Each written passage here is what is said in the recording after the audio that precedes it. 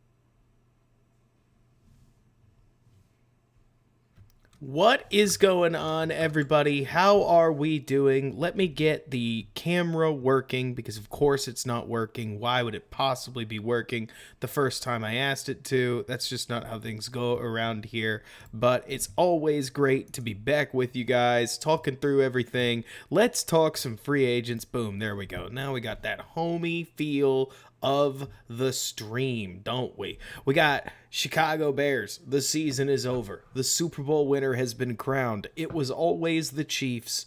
It was always going to be the Chiefs. I'm hoping that we'll get some of the crowd from Bear and Balanced as we move on over, so we'll kill a little bit of time, talk some Bears. Brent, to your point, Darius Slayton gives that speed and decent size on a cheap projected contract. He could be good value. Nice compliment to Mooney and Claypool. Brent, let's be real. I agree with you. I think the only problem that the Bears have right now is a problem of depth chart. Right, so let's talk through this. We got a whiteboard here. Let's talk through it. So we've got let's see, we got 1, 2.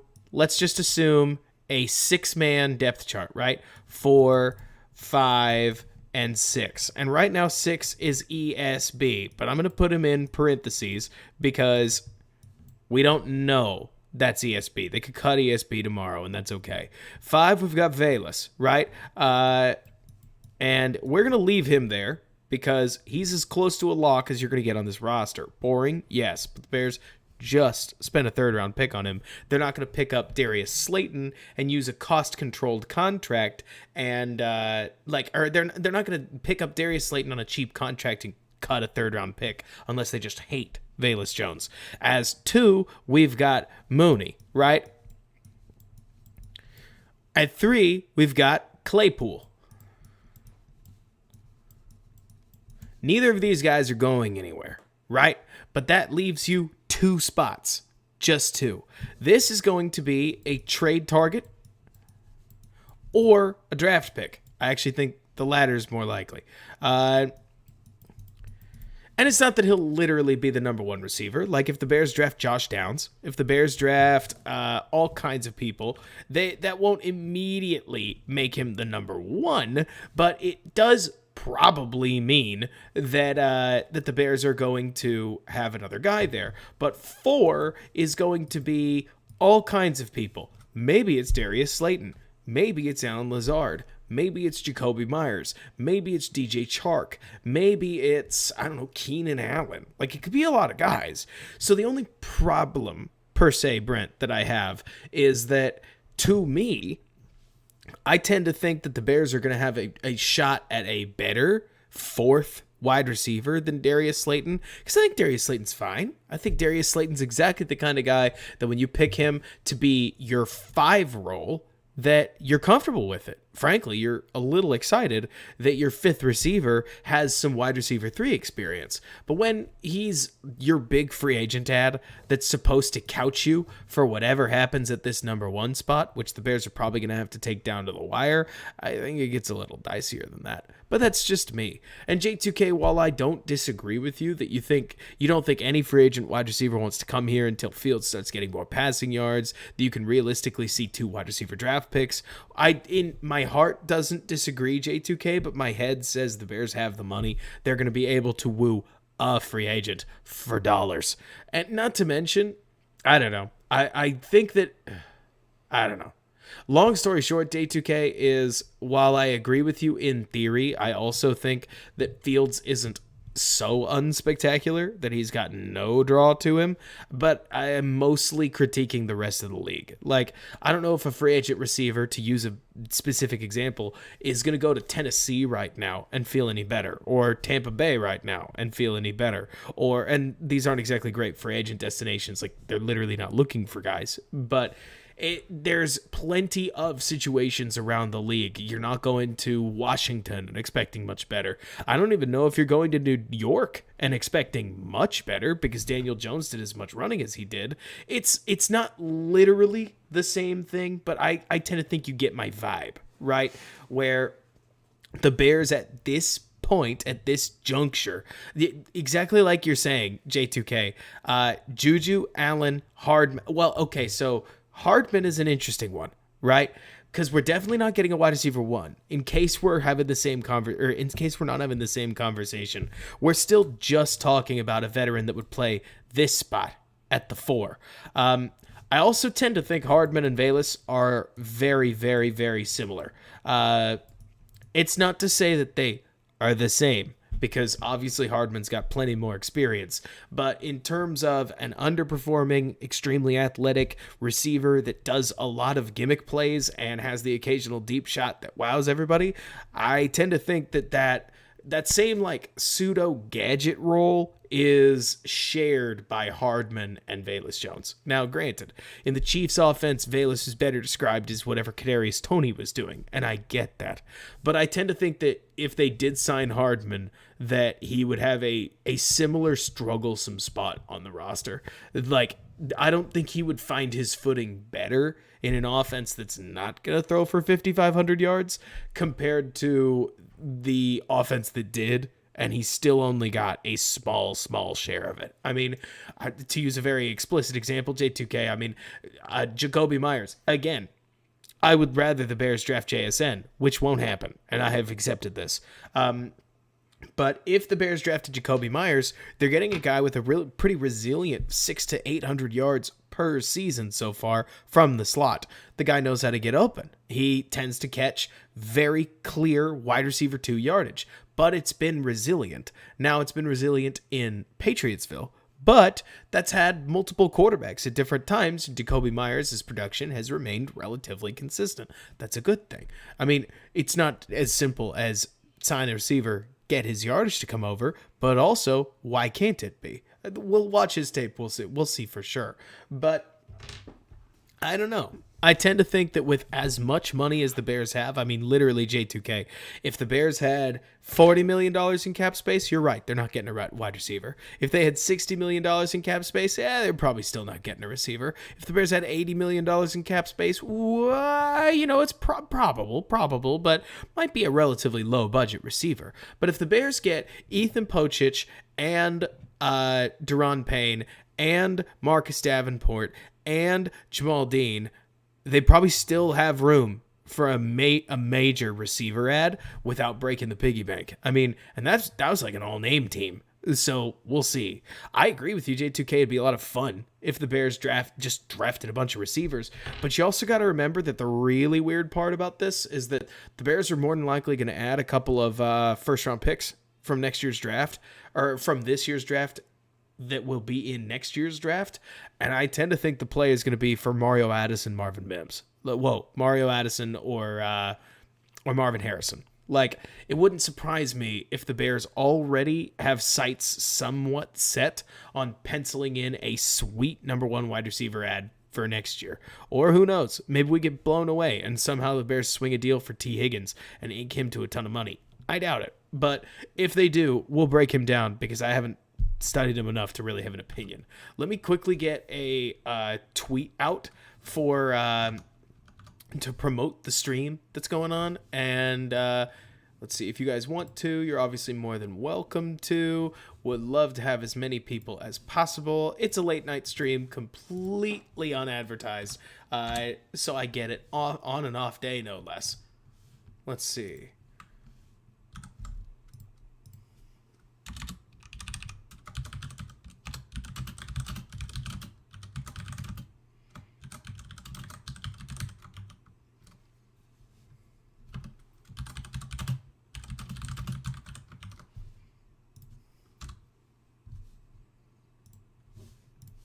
And boom, we're back.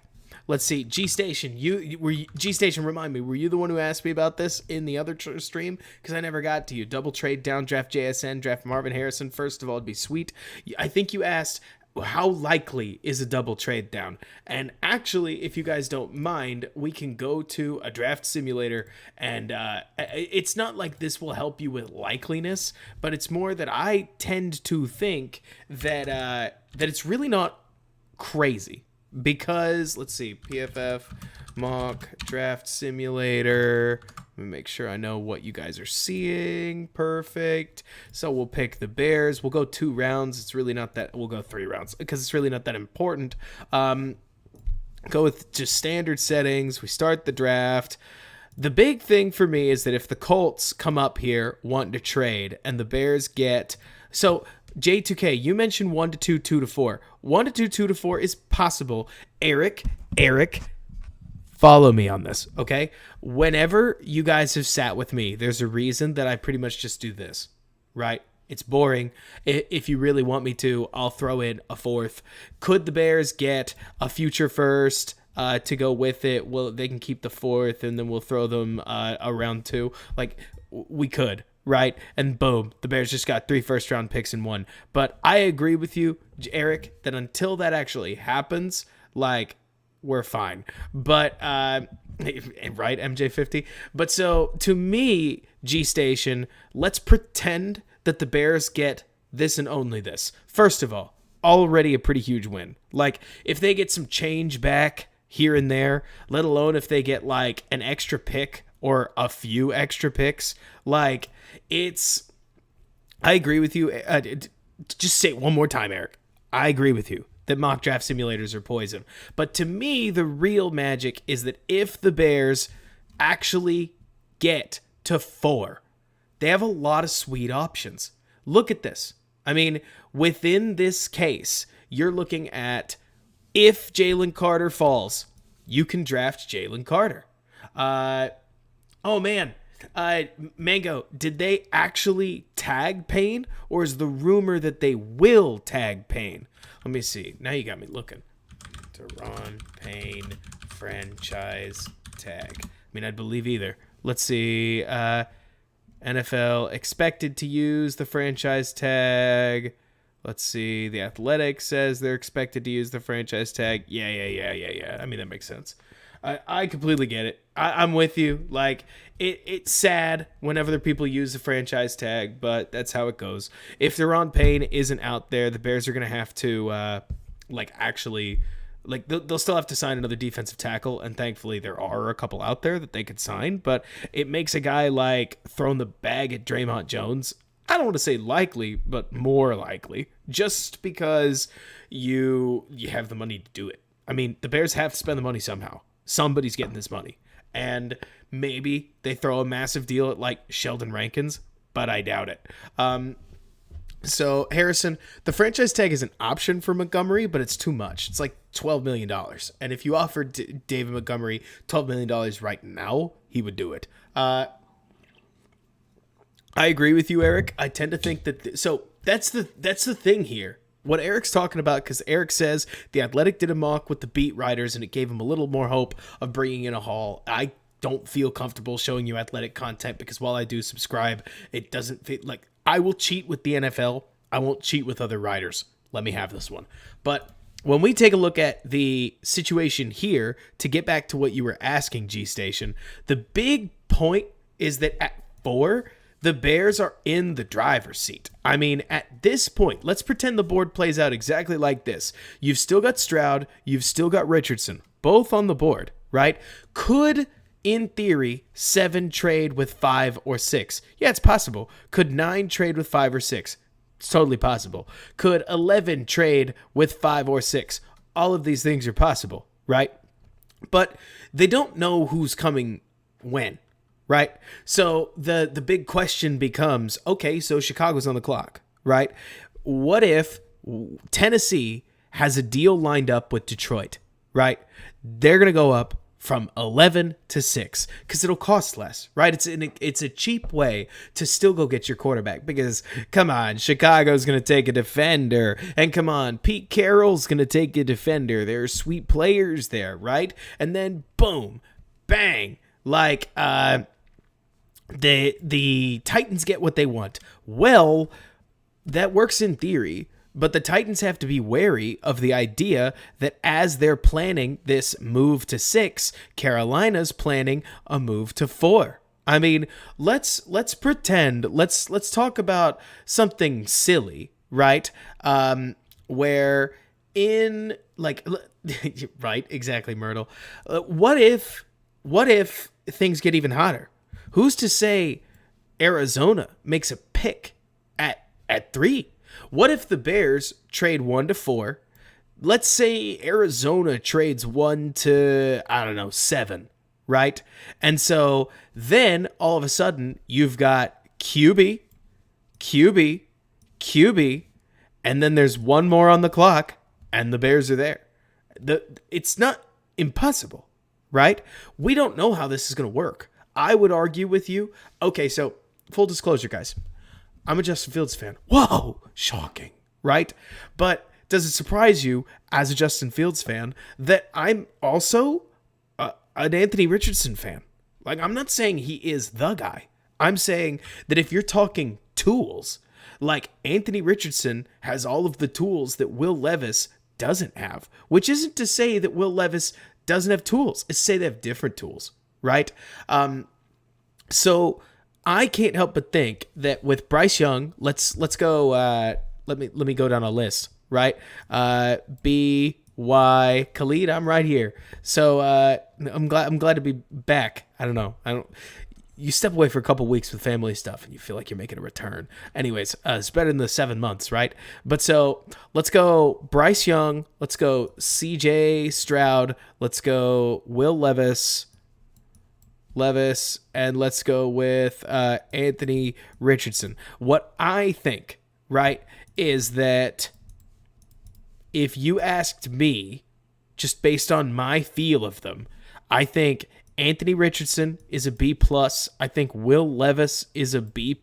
I think CJ Stroud is an A- based on the way I like quarterbacks. And I think Bryce Young is an A. There isn't an A+ in this draft. You could even give Bryce Young an A- for his size if you want to, and I'm not going to cry about it. I mean, I think CJ Stroud is, it's like a differently made Justin Fields, because CJ's got some serious mobility. He just doesn't use it, but that's something that you could deal with in the NFL. The point is that this quarterback class isn't full of Caleb Williams, but it is full of enough quarterbacks. So Eric, that's where I think you'd be surprised, right? Because while I don't disagree with you, I also think that there's enough teams that need a quarterback that it becomes less of a problem of what these quarterbacks are worth and more of a problem of whether you will get one. Because what are these quarterbacks? Are they good? Who cares? Guys, let's be blunt. What does a quarterback represent to Tennessee? What does a quarterback represent to Carolina? What does a quarterback represent to Las Vegas? Like, guys, they represent contract extensions. Like, think about it. These these guys go up and they get a quarterback in some of these cases. And they represent money. They represent all, exactly like Eric said, it buys the GM time. But moreover, Eric, it's guaranteed money in your pocket. It is food on your family's table. It is all kinds of things that have nothing to do with what's on the football field. Because guess what? All four of these guys have done enough for these GMs to sell hope to their franchise, to look the owner in the eyes and say, we have a plan, right? And within that, I agree with you, G Station, that it doesn't always work. But within that, I can't help but think that if the draft goes QB, QB, QB, you've got a feeding frenzy at 4, maybe. We don't know. But the Bears are in the driver's seat, right? Because if they get stuck with Jalen Carter, an extra second rounder, and a future first rounder, oh no, what will they possibly do, right? Or if Tennessee makes an offer, let's see if they did. They did not. But let's say Las Vegas comes along. Las Vegas makes an offer. They say, here, take our first, our second, and our fourth, right? Now you've got a first, 2 seconds, an extra fourth, and a future first, all for the cost of getting the 7th best player in the draft. Guys, it's free money. Like, all of the tank was beautiful because it basically allows you to cash out of a ticket with fake value and turn it into real rookie contracts. And Harrison, to your point, what if Anderson and Carter go top 3 and we get trapped at 4? Well, first of all, I happen to know a player at Texas Tech that would be the perfect remedy to that.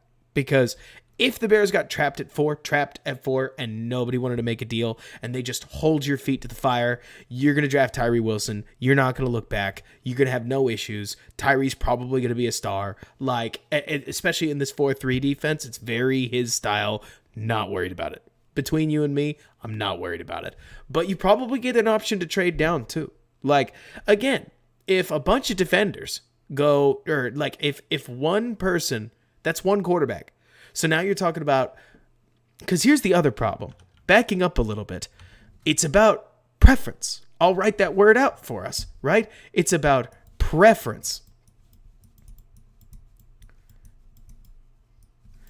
We just wrote Robert's grades, but what if Will Levis looks like an A to the Panthers, but the Panthers don't know that he looks like a B- to Tennessee, and I'm going to change fonts. Whoa, that's too much. Okay, so what if the Panthers think Will Levis looks like an A, and the Panthers think Will Levis looks like a B-, and the Raiders think that, frankly, Will Levis looks like a C? Well, the Panthers don't know that, right? They just have to sit there and pray that the Seahawks don't think he's an A, that the Lions don't think he's an A, that the Falcons don't think he's an A. And I think that stuff makes people nervous. It would make me nervous if I was a decision maker. I mean, truly, Sanders, it is kind of the Mitch Trubisky equation. We could goof on it, but it's true. I mean, the problem, Eric, for these teams, just being real with you, you guys know I'll shoot straight. I like to hope you know I'll shoot straight. Like, with this situation, what makes it so tantalizing at number one, guys, I actually think the pick is borderline too affordable or like borderline too expensive. I think that there are not a lot of teams with the ammunition to trade up to number 1 and not feel like they have completely sunk their franchise. I mean, if Carolina was to make a trade chart worthy trade to number 1 overall, it's 3 firsts. Like 3 firsts are involved, which is ridiculous. If you traded 3 firsts for Bryce Young or for CJ Stroud or for functionally anybody, I think you'd be putting a bullet in your franchise. Like, I don't think you can do that. But 4 is very affordable to 7, to 8, to 9, to 11, even all the way down the order, I don't know, It's probably not as affordable to 16, but 16's in the conversation if they want to offer 3 first-round picks. I mean, they probably won't, so don't get too excited. But we get what I'm saying, right? 1 is easier reached by 2, 4, and 5. 4 is easier reached by 7, 8, 9, and 11, which is the main reason. It's the main reason to answer your question in the longest form possible, G Station, that I think a double trade down is possible. Because if not even somewhat reasonable, because I think that when they go back, they would I think that when they go back to 4, an entirely new group of traders are willing to give you the trade up that you just got a second time. Like, if the Bears, let's pretend, if the Bears had the opportunity and you got to choose to go from 1, I know I talk about this on Twitter all the time, but let's pretend, right? They go from 1 to 4, they go from 4 to 9, and they get 3 first-round picks, 2 second-round picks, 2 third-round picks, an extra 5th-round pick, and a 2024 second-round pick. Wouldn't you just bubble over? Like, if you got the chance to do that, wouldn't you just bubble over at how exciting that would be? I would.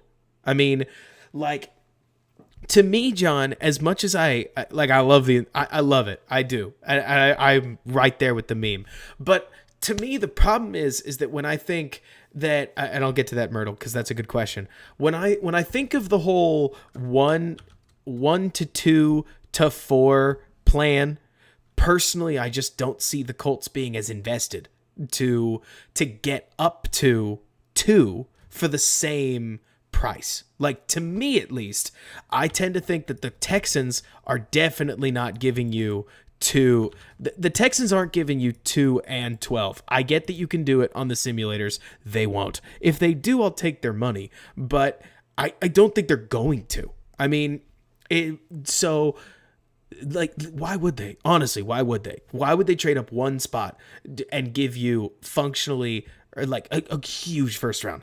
Maybe, but I doubt it. And so once you do go down to 2, then Indy loses their motivation to go up and give you the war chest, because the whole reason they're paying you in the first place is so that they can jump the big bad. And Harrison, I agree with you, but they're giving you number 2, or like a second round pick or something like that, because the second round pick's pretty huge. And then they're like, come on, man, just give us, like, we're going back 1 spot. You're getting the same thing. Because it's not that Eric, let's be plain. I don't disagree. And I know that they might. But if I was the Colts, I'd be kind of pissed. I mean, maybe I would go up, but I think it makes a lot more sense, at least in my mind, that the Colts would outcompete the Texans, make it very worth your while, and the Bears going back to 4 versus going back to 2, there's no functional difference. But guys, I'll be blunt with you, and gals, I kind of think the Bears are holding on to a hand grenade. I don't think we want number 1. Would we agree that if the Bears made a pick at number 1, we should be mad, right? Because I agree with you, Renewable. Like, other teams could jump to 2, but if the Bears are at 2 and I'm Carolina, I would rather go to 3. The Bears can take a defender. Like, these teams don't want to trade up to the highest possible slot. We agree on this, right? Teams, like, the teams don't want to just pay you everything just because. They might. They could at this point, make a pick, or they could trade to 2. It might happen. I'm not saying it can't. You guys can come up with a reason why. But if I was Carolina or if I was Atlanta, I might want to go to 3. I might want, you're not going to Indy. I might want to go to 5. I might want to go to 6. I don't really want to go to 2, even if Chicago moves back. Good for them. Part of me thinks that the real magic of the Colts trade is that if you go back to 4, there really are teams that immediately see you enter the trade zone, right? The moment that you go to 4, Atlanta's like, all right, I can't afford that. All right, Raiders, I can afford that. Carolina, I can afford that. The Titans, I can afford that. Would they rather go to 6? They would rather. But then they get into that nether zone of, well, if I'm going to outcompete Carolina, I need to do it now. And so, I know, no kidding, Myrtle. Like, Davis Mills was a legend. And Jordan Atkins, may they never be forgotten. But all this to say that, like, to me, while I understand that you can pull it off on a mock draft simulator, going from 1 to 2 to 4, I think it would piss a lot of people off and you get stuck at 2. Like, I tend to think that the leverage isn't there at 2. And worse, you end up in the same problem where you're not playing the board to its maximum value. The beautiful thing about 4 is if the Bears go from 1 to 4, then this is a QB, sure, but we don't know what these two are, right? Let's pretend for a moment. They go QB, and then the Texans get mad, right? They take Carter. Then 3, Atlanta comes up, right? They take QB. So it's not the draft you expected. Everybody goes, whoa! But the Bears are sitting here without Carter, but they can draft Anderson. They can draft Tyree Wilson, or they could trade down, right? You're sitting pretty. I mean, truly, you are letting other teams get involved. I think at 2, Tennessee can't come up. I think at 2, Carolina probably can't come up. But at 4, you're in play. And that makes it so much more interesting, don't you think? Because at that point, let's honestly, I'm just gonna force one of them to trade with me to make my point. Let's see, is it 2? Yeah, I understand.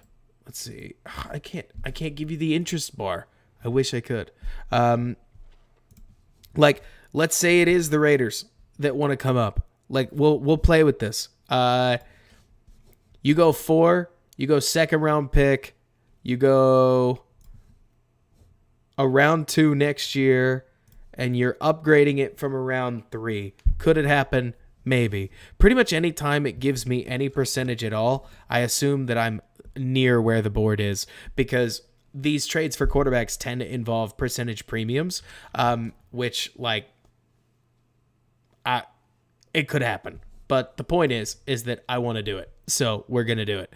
And then you mentioned, what would we do at 9? I know somebody was talking about that. Oh, rats. They took Jalen Carter. Oh, rats. They took Tyree Wilson. That's okay.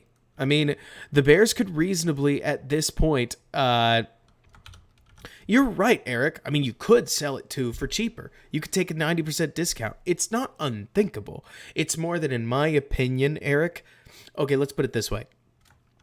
I find it hard to believe, Eric, to make this point, that you won't eventually get an offer from both Houston and Indy. Why did I put an A for Indy? You will eventually get an offer from both. So let's pretend that we can ascertain their values, right? Houston offers 100 and, let's say, 8% of what they should. Indy offers 104% of what they should. Does that mean I have to take Houston's? No, I like 4 more. Not to mention, the further you drop back, the more chance you have of getting that future first. And that Indianapolis future first is particularly exciting for me. Plus, you're talking about a future first round pick that you really did get for freezies. You mentioned free money. Free first round picks is free money. I mean, you're talking about a potential Pro Bowler, if a potential All-Proer, if a potential Hall of Famer for nothing. I mean, for nothing. So if I got both of these deals, Houston's is better. I pick Indy's because that Indy pick to me is so core. But anyways, so like going back to this, we mentioned what would I do at 7, right? I'd play the board pretty well. I mean, at this point, I will tell you that I think Lucas Van Ness is a boss. I think while Christian Gonzalez, a lot of these guys are really great. Like Christian Gonzalez is great. Brian Branch is an extremely good player. I do like Stroud. We talked about that earlier. I like Anthony Richardson. We talked about that earlier too. I think Devin Witherspoon going this high would surprise me, if because I think edge is just a higher positional value. I think Skoronski going around there makes a lot more sense. The league looks like they're viewing him that way. I think Paris Johnson makes sense here, honestly, because I'm sick in the head. If Carolina's really offering to come up, you better believe I would do it, but that kind of ruins the exercise, so I'm not going to. I'm torn looking at this board because Quentin Johnston is not that bad, but is he worth pick number 7? I mean, my Kevin White nightmares aren't that. They haven't gone away yet. I like Johnston. I do.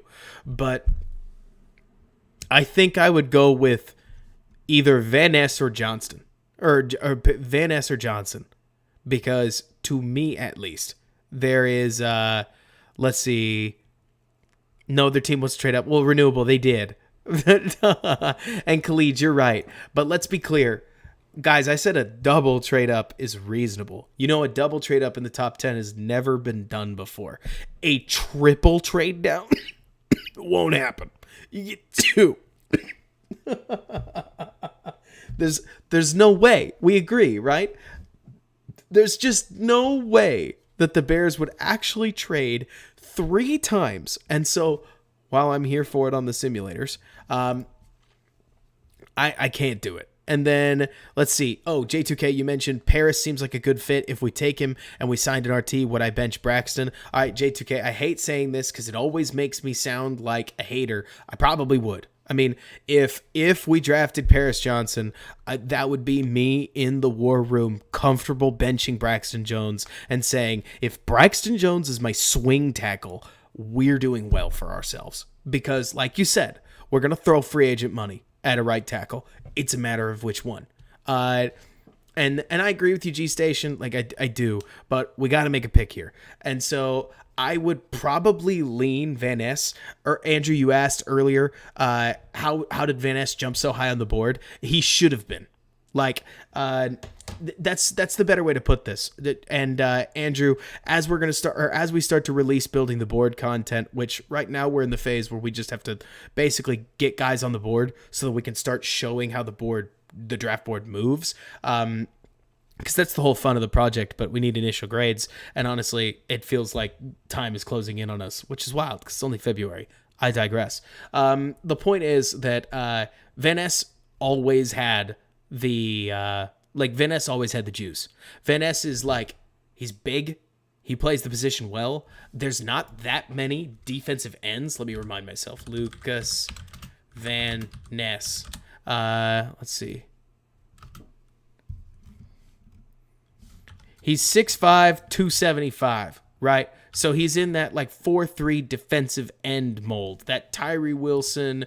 It's mostly that Miles Murphy fell because the Lucas Van Ness is what I think a lot of people wanted Miles Murphy to be. But I think Murphy's good. Like, I'm sure on this board he's still up there, but he's not up there. And I don't think he should have been. And exactly like you're saying, J2K, LVN has been like that guy that's right there.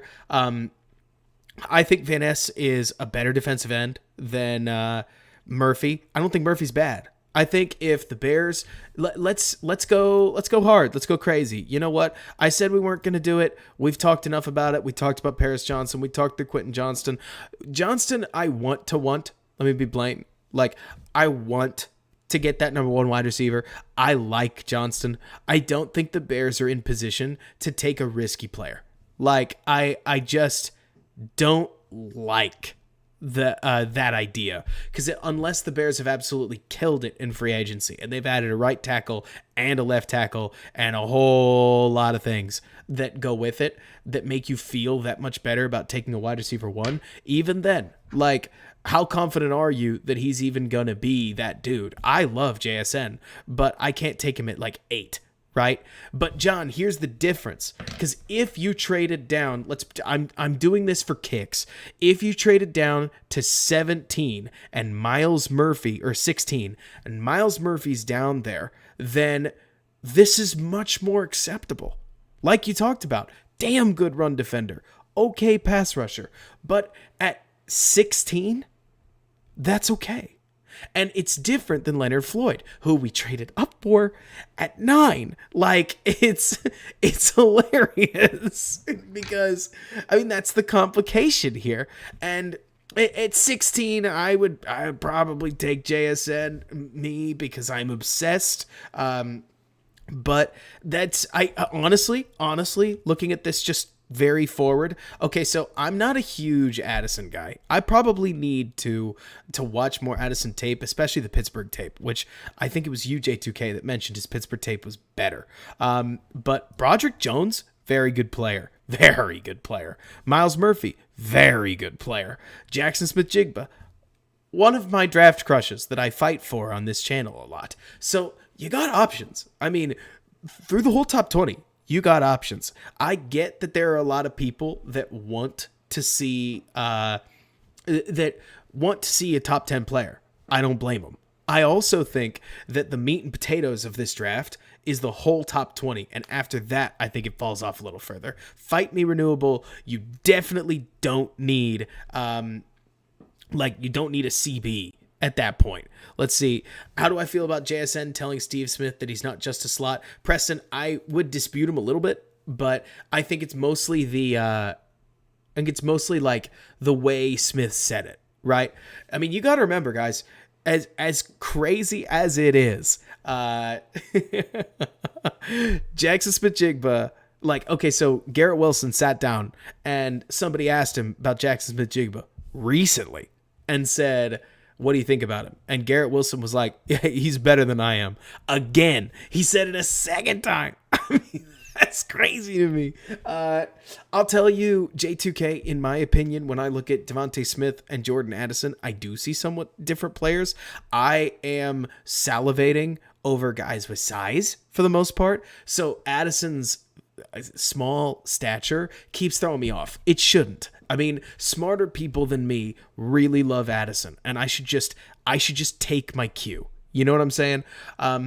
But I will tell you, okay, so I think Addison's foot frequency is really, really rad.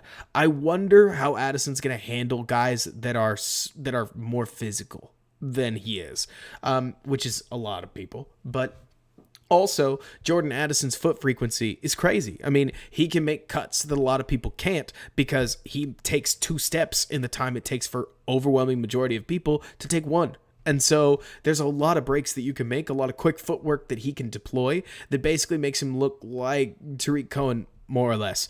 And the problem is, to your point, John, the problem is, and it's what J2K you just mentioned, is you'd say Smith is more athletic and has better hands, is that at that size, you have to be really something from an athletic perspective, or you're just going to fade. And I'll tell you that I have become a size junkie. Like, I have become the guy who knows almost everybody's height and weight, and it's why you saw me look it up with Van Ness. I mean, that stuff matters. Like, let me see, JSN height and weight.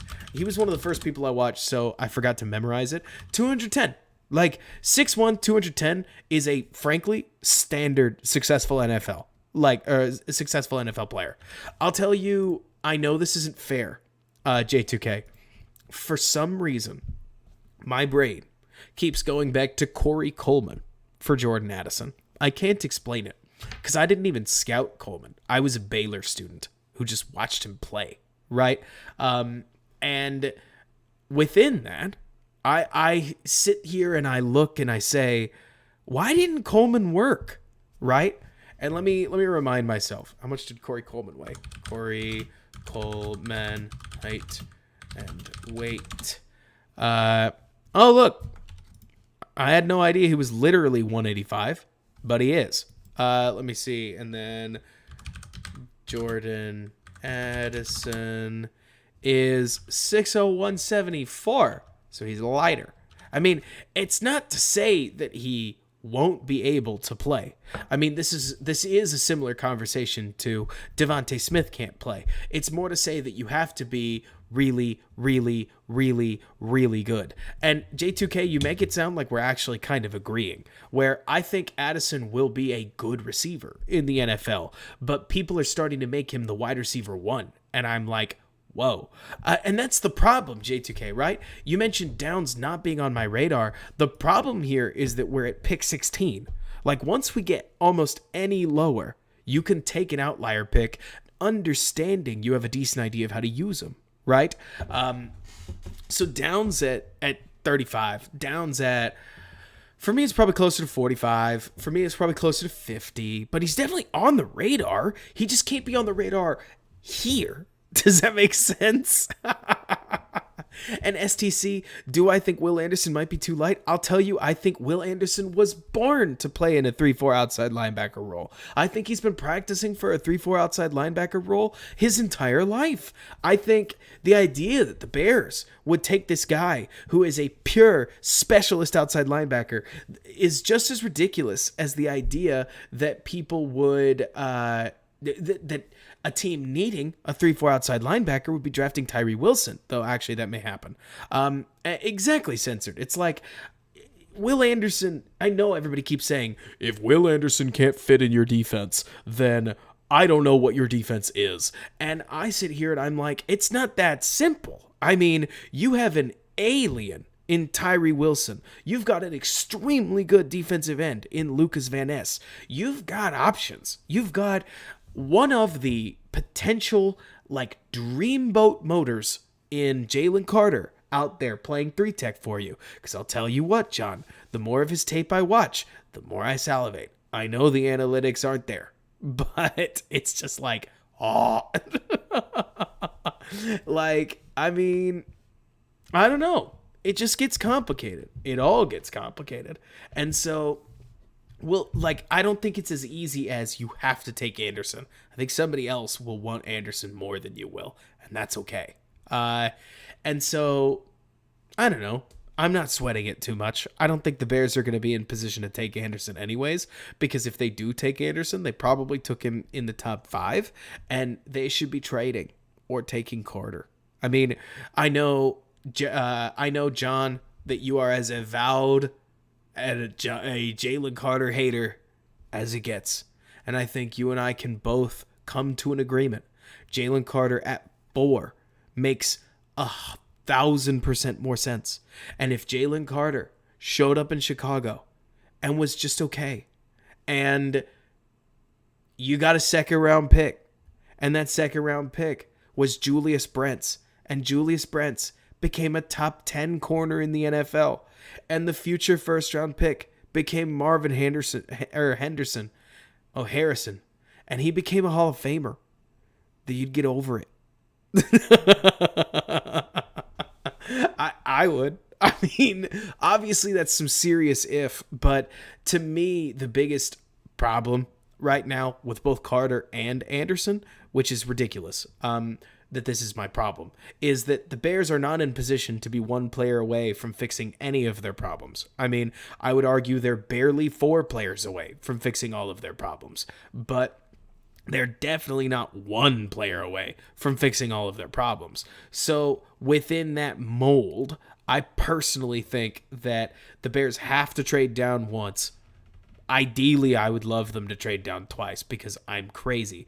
And then the Bears have not 1, not 2, but probably 5 cost-controlled contracts that are very, very, very talented. And I hear you, John. I'll tell you that when I watch Carter, I think that Carter plays the 3-tech position differently than anybody, and that there's only one team in college that you can kind of ignore production on, and it's Georgia, on offense and defense. I mean, look at George Pickens, look at Kayvon Walker, look at all kinds of these other Georgia players that come out of the system. Georgia is team-oriented to a fault. And whenever and Cody, you know what? Arguing over the generational tag, not generational tag, I would tell you with a straight face that I think Jalen Carter, to my understanding, looks like a guy that's been protected by his team. Not protected in a bad way. Protected as in he's not been run into the ground. He doesn't have the 250 carries, so to speak, that Bijan Robinson does. He doesn't have that kind of wear, right? That Brian Breesy does. Where it's just like he's banged up from this injury and that injury. Jalen Carter hits the league light, fresh. Roquan, honestly, Damo, not a bad example, though Roquan's probably the flashiest of the group because he had incredible talent around him that let him showcase who he was. And to your point, J2K, I mean, we are all arm in arm on this channel that no matter who the Bears pick, at the end of the day, they need more than one. And it's like, if they get Carter at 4, okay, honestly, I'll get excited about it. I'll make a video. Why not? And if they do trade down again, good. I mean, truly, they've got options. Like, if you told me that they traded down twice, they got Quentin Johnston, which shocks everybody, right? And everybody goes, whoa, that's too high. And then they go down to 35. They draft like Darnell Wright, or one of the other sweet tackles that'll fall there, and you go, oh, okay. And then they go down a little further. They get to their next second-round pick. They draft Keon White, or they draft like, oh gosh, what was his name? Keanu Benton. You go, okay, we're cooking. Like, and then they go a little further. They draft John Michael Schmitz. They draft, like, you get what I'm saying? Like, we can start to chain some names together where you go, oh, okay, if Johnston is the dude, we're cooking with gas. If Johnston's not the dude, we've got other dudes. Like, we found other players at these spots, which matters. And then you go into 2024 swinging for homers. Because if Justin Fields isn't the dude, well, then you've got the ammo you need. You're not going to get to number 1. Number 1 is written in ink. Whoever gets number 1 is going to draft Caleb Williams. But you can trade up and you can get whatever you want. And then if you don't, if like Justin Fields is the dude, you've got upwards of 3 first-round picks to make the team that much better. You want to talk about what the path is to becoming the Philadelphia Eagles, and I don't want to hear it, that they lost the Super Bowl. Do you know how many parts of my body I would sell on the black market to come 3 points away from winning the Super Bowl and get robbed by the refs? Quote unquote. I would live that life. I think we all would, right? Like, you could talk about monkey's paw curling. Winning that many games would be bananas. Like, I mean, it's so Damo, funny you ask. It's not, but my younger brother's name is Michael Schmitz. So especially when I've heard friends of mine drop his John and just call him Michael Schmitz, I'm like, stop, don't say that. Again, if it's me getting to pick, I'm probably going to take JSN, but it's Matt Eberflus who's getting to choose in this case. So he's going to take Miles Murphy, which is boring, but we need to eventually get to the free agents. I titled this a free agent stream, but what would it be? Would it be a run pass opinion stream if we didn't get just like horrifically distracted? I don't think so. So don't tell them, but I am trying to hunt down a lot of these defensive backs. Because I want to interview him. I want to do like a DBU, like a defensive back university kind of thing on this channel, where we get some defensive backs onto the stream and they talk through their tape. If I can swing it, I want to. So I'm reaching out to like Tyreek Stevenson. I'm reaching out to let me see. I guess I could probably check with more of these, but like I reached out to Darius Rush. I've reached out to, I still can't do Jalen Jones. We already have a Jalen Jones. It's just so funny to me. I need to reach out to Caillou Blue Kelly. He was on there. I reached out to a couple of the guys earlier, assuming that they went. Where's Brent's? I mean, what did Brent's like not? Where on earth is Brent's? Are you kidding? They've got Julius Brents down here? That's ridiculous. Julius Brents can flat play. But so, yeah, I could do CB Phillip and Lucas Van Ness at once. Yeah, that'd be sweet. I should reach out to Riley Moss. I think that makes sense. But I want to see if I can't get some of these guys that I watched the Senior Bowl to talk to me. We'll see. But hopefully 10,000 subscribers on YouTube gets us what we want. I definitely think that, let me see, did he already go? No. Ji'Ayer Brown is awesome, flat awesome. He'll rise. There's a lot of these guys that I think are just going to rise. I mean, because they're too good. Like, they're way too good to be that far down. They're way too good. They're gonna show up and they're gonna win at the combine and a bunch of other stuff. Maybe renewable if you talk about like defensive tackles, but what's defensive tackle going to tell me? Like, oh, well, I saw this key and I made a play.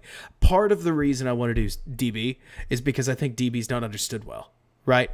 Like, I have a heart for safety and corner based on what we've done on this channel, because safety and corner they're not impossible to understand at all, but there's so many schemes out there that people get confused really easily. I don't blame them. It's hard. And so getting the chance to talk to somebody like Sidney Brown, have him talk us through, like, this is what my eyes tell me, I think rules. It's just a matter of how do I do it so that we can get some really cool content. I think J2K Battle is going to be a solid defensive back, but I think it's going to be interesting to see how he develops because he's slow to me. When I watch his tape, I see somebody who's playing the match scheme in front of him really, really, really well. But what's he going to do when they put him in basic cover one as the free safety? I don't think he has the range to compete with a lot of these guys. And the NFL values speed just way too much. Oh, yeah, renewable. I got you. If it was me in this case, I would take, and this is assuming I can't trade back at all, right? Let's take a look at the draft. And I've got another pick coming up in like 4 picks. After that, how long is my wait? I have to wait till 54. Let's see. Taking a quick scan and trying not to cheat, right? Because this is basically like looking at the back of the book. I really like Tyreek Stevenson. If I could get a sweet defensive back, I might. I wonder if the Bears would stay away from it, if literally only because they didn't think they could. I think Dwan Jones is a very weird choice that could be kind of fun, but I actually am really worried that Dwan Jones isn't going to be able to maintain his own weight. Like, that's the big question I've got with him anyways, is just like, he's 375 pounds. How long is that going to last? Like, and let's see. I think, and how do you say that last name? I've just been calling him Thule. But so, Tim, I think a guard is a decent idea. I mean, it's certainly not bad. If you trade down a bazillion times, you could definitely trade a guard take a guard if you want to. Let's see. I think Dell is way too high, in my opinion. I think he's just so small. And everybody talked about him at the Senior Bowl. I was like, he's 165 pounds. I hope he's styling on everybody. You're probably going to want, let's see, who did we take up there? Did we take an edge defender? We did. In that case, screw it. We'll ride with a velo. Why not? I mean, he's mobile. He can play. You're at like 35. It's a little rich for me to take a guard, but like, what am I really whining about, right? And then you probably got to take Downs here. Probably gotta. Like, if only because, I mean, honestly, I'll just snap it to wide receiver. Let's see here. I love me some Michael Wilson. Did you guys see that I talked about Wilson on the draft stream not too long ago, and boom, pops immediately at the Senior Bowl? Yes. Boo! And then Jaden Reed is awesome, but you would have to get him a little bit later. There's I don't think Rice is the player you think he is, renewable. And then let me see. A.T. Perry is going to be like a developmental guy. So it'll take a little bit for you to get there. I think the Bears, in theory, could take downs here, because as much as I have come on this channel and complained, it's mostly been, to be honest, and if you're listening, Jordan, no, this is out of respect. It's because Jordan said that Josh Downs was better than JSN and a couple others, and since then I have been tearing Downs down because of that. He's a crazy athlete, super twitchy, needs some serious work. But like from just a refinement perspective, he needs some serious work. You're probably right, J2K, that he doesn't block and it doesn't fit. You might actually, you know what? I'm going to get even more ridiculous then. We're probably going to hunt Michael Wilson, because Michael Wilson is more like a budget Lazard. Like, it's not that I wouldn't take Hyatt, it's that you don't have to. So we can take, I would think about like a Tyreek Stevenson, but let's stick with positional value. We'll go with Thule. And then we go to 54, and now we're talking through, let's see, JMS just went, so did Matthew Bergeron. That's okay. Jahmyr Gibbs got drafted. I was unironically considering drafting him. Yeah, Wilson's health history isn't good, but I like it. Oh, Zach Charbonnet is awesome. Let's see. How many picks do we already have? 1, 2, 3, 4. With the 4th pick of the Chicago Bears 2020. Ooh, do I think I can get there? No, I don't. Because I did a podcast on running backs today. We're just going to play with it. And then I have to take Benton. I think Benton's too much of a fit. If we're blowing through it, sorry team. But let's see, what do we get at 97? It's like Christmas, seriously.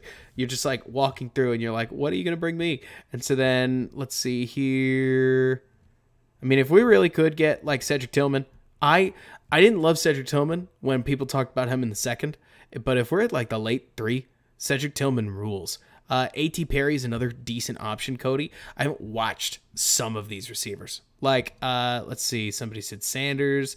Who did you see? Drew Sanders, the linebacker. You could definitely take Sanders, but I think the Bears are going to be starting Sanborn and Okereke, which doesn't mean you can't take Drew Sanders. It's more that, and J2K, I need you to hear this, because I've seen you come on here and talk about Marvin Mims. I haven't watched Marvin Mims. So if I don't pick Marvin Mims, it's purely because I'm trying to stay in the realm of the guys that I do know.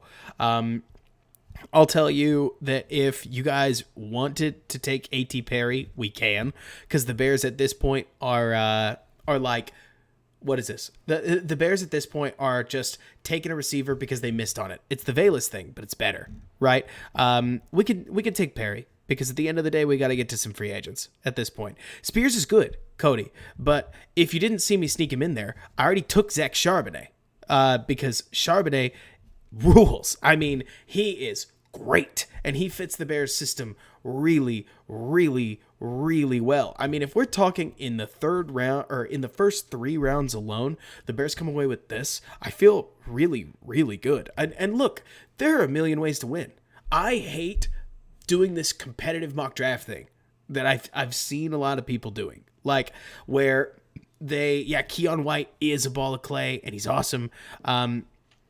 Like, at least to me, what I want to do whenever we do mock drafts is I want to bring up players that maybe you haven't heard their name, maybe you have, but nobody's vouched for them yet. I'll tell you that if the Bears trade back twice, they're picking a running back, and they better pick a good one. Now, it's hard to screw that up, but there are some of these running backs that I'll tell you, guys, in the only nice way I can, that like, there's some of these running backs that if the Bears took them in like the late 2nd, maybe the early 3rd, even the mid 2nd, they'll very quickly have you saying, Dave Montgomery was a good Chicago Bear. But it's now time for this person. I mean, now granted, the Bears uniform, can we talk about this? Like, when a running back or a linebacker puts the Bears uniform on, they just get better. Like, you guys know I love me my I love me my video game terms. It is as if the Bears have a jersey that if you're a QB or you're a wide receiver, if you're a QB or you're a wide receiver, you get OVR. Oh god, I am just so bad at this. Like, the point is that QB and wide receiver, it's like OVR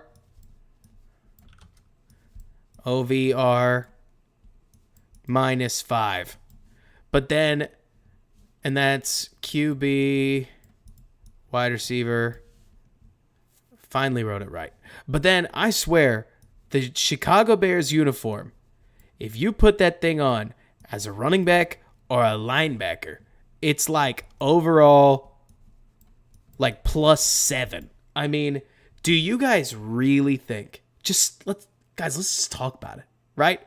You guys really think Jack Sanborn would be a starting level linebacker outside of Chicago? Not in a skill way, by the way. I'm talking, he just wouldn't have been this good. Like, I can't explain it. I know how this goes. Jordan Howard, like, he's just a guy on other teams. Here, he ran the city for 2 years. Like, Tariq Cohen on other teams, interesting, But is he, like, a star in the league? I don't know. If anything, you could argue that it makes way too much sense that one of the best and most talented quarterbacks in Chicago's last 30 years is running the ball. Like, it's what we do. It is the Bears. And so if you told me that Zach Charbonnet, who's 6'1", he's 220, he's fast, he's lean, he's mean, and he puts on that Bears uniform, I mean, he could be really good.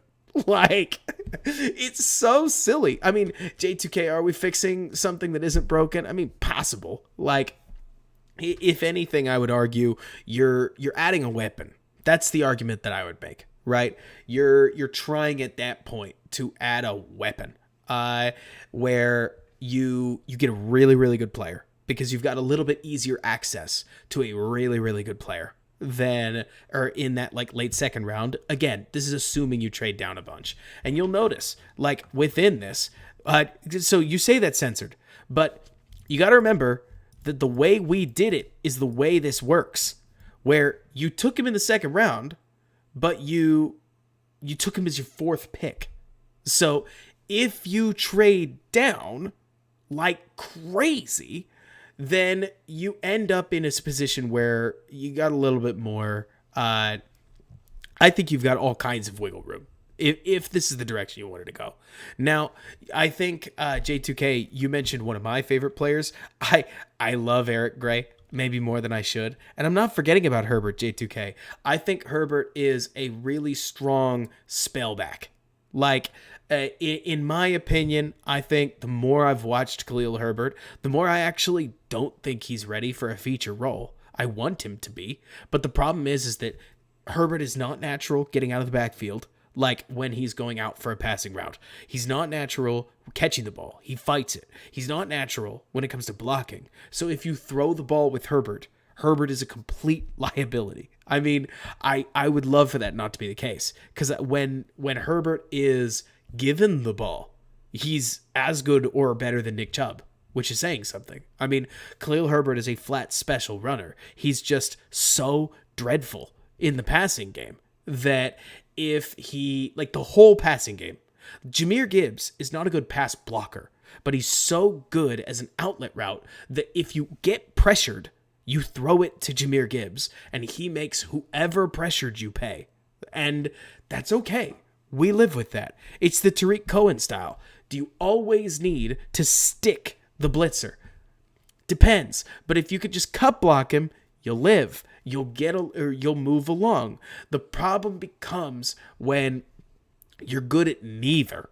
And like you guys are saying, well, okay, so you guys have to remember that this draft, okay, so picking Charbonnet, which I will still go to bat for, would, because I love him. I mean, Sorry, guys. The sad truth is that anybody who's cracked out enough to watch a bunch of draft film, like, they love running backs. How do you not love running backs? I'm gonna turn them on. If you guys test me, I'm gonna turn them on. But we probably have to save that for later. You got to remember that the Bears have gone through crazy free agency. Right? The Bears have added, at this point, they've added RT, they've added DT, they've added an OC, they've added probably an OG, they've added like an ILB, they've added a DE, they've added probably a CB, they've added a wide receiver, like, and I mean, these are good players. Like, these are, oh, good. DC, I have to go back up here then, huh? But I hate this. CB, they added like a wide receiver. So you end up with a ton of these guys that if you ask me, when you're looking at this draft and you're saying, well, how do these guys fit? Right? You got to remember that a lot of this is assuming that the Bears are going to get a haul in free agency, because they are. I mean, are they going to get everybody? No. Are they going to get all stars? No. Is every signing that they sign going to be really good? No. But they're going to get you enough that when you get to the draft, they don't need as many positions as you think. And so, Jordan, I think personally, we got to talk about trade downs another time. Not because we can't do it now, but because we spent 25 minutes on it earlier. So how do 6Bs... probably because of the fact that we got 6Bs by what, pick 100. So we got 6 top 100 players, Tim, which adds up to an A in net because you're getting that many cost-controlled contracts. I will tell you that, in my opinion, I think a lot of these guys are going to move up. I think Keanu Benton is a boss. I think... well, I guess not all of these guys specifically. I think Thule is really good where he's at. I think Miles Murphy is either going to stick at around that 15 to 20 region, or he's going to fall a little bit further, and that's okay. I'll tell you that the Bears can get some quality players in the first couple rounds of this draft. And seriously, J2K, where it's like this RB class is awesome. And I'll tell you that, okay, so Eric Gray, a whole lot of fun. I really liked Spears is great. Like, somebody asked earlier, what do you think of Tajay Spears? I think he's a good player. Like, I think he's got super fluid movement. I think that, let me see. He's rawer than I think you would expect of a guy that's getting all this draft Twitter praise, but I think he's surprisingly fearless in the running hole for a guy his size, because normally people are about 25 like pounds heavier than Tajay Spears is. I think Tajay Spears could be one of the better dual threat guys, but I'll tell you that Charbonnet, just like, specifically, why did I lean Charbonnet over some of the other guys that are more popular? Because Charbonnet's film is just fabulous. I mean, it is truly hard to find fault in a guy like Charbonnet. Not because you can't, but because his strengths are so strong that I agree with you, J2K, that sometimes we look at some of these players. I'll use one of my favorite examples. Michael Wilson's production is just not fabulous, right? I'm looking at tools. I see the size. I see the weight. I see his movement capability. And I say, we can do better. Like, I would draft him literally as a project so that I could improve him and try to make something out of him, and that's okay. A guy like Charbonnet, he literally looked like a 5-star recruit playing against high schoolers, against Colorado, against other college players. Like, I mean, the things he's doing well, he's doing so well in the college level that he's just flat excellent. And I mean, I don't quite know why he doesn't have the hype that some of the other guys do. It must be because UCLA loved to throw the ball and they didn't love to throw the ball to him. Like, and just that we're getting a little bit too focused on, I mean, it has to be, Jordan. Like, he's so good. And I'll tell you that I think guys like Eric Gray, I'm glad you mentioned him, J2K. I think, is that Zach? I think Zach Evans really isn't so bad either, the running back, and isn't so bad as me being like small scale. I think Zach Evans could be really surprising. I think Zach Evans could easily be a name that goes out there and like has 5,000-yard rushing seasons over the next 9 years, and people go, huh, he never looks that impressive, but he keeps gaining yardage. Like, if you got him holes, he's a one cut back that would be an unspectacular yard gainer, especially in a world shifting further and further towards pin and pull, toss actions, outside zone and inside zone. Like, there's all kinds of that stuff. John, you mentioned how should the Bears invest in tight end with more resources, the draft or free agent. So I can't use the metaphor that I keep using behind closed doors, but I have basically I need to find a way to just rephrase this, because I can't say that on stream. It's way too morbid. I have just resigned myself to the fact that the Bears are going to pay Cole Kmet $12 million a year. Like, it's not the paying Cole Kmet, it's the $12 million a year. And I hate it. But I've accepted it. And if the Bears pay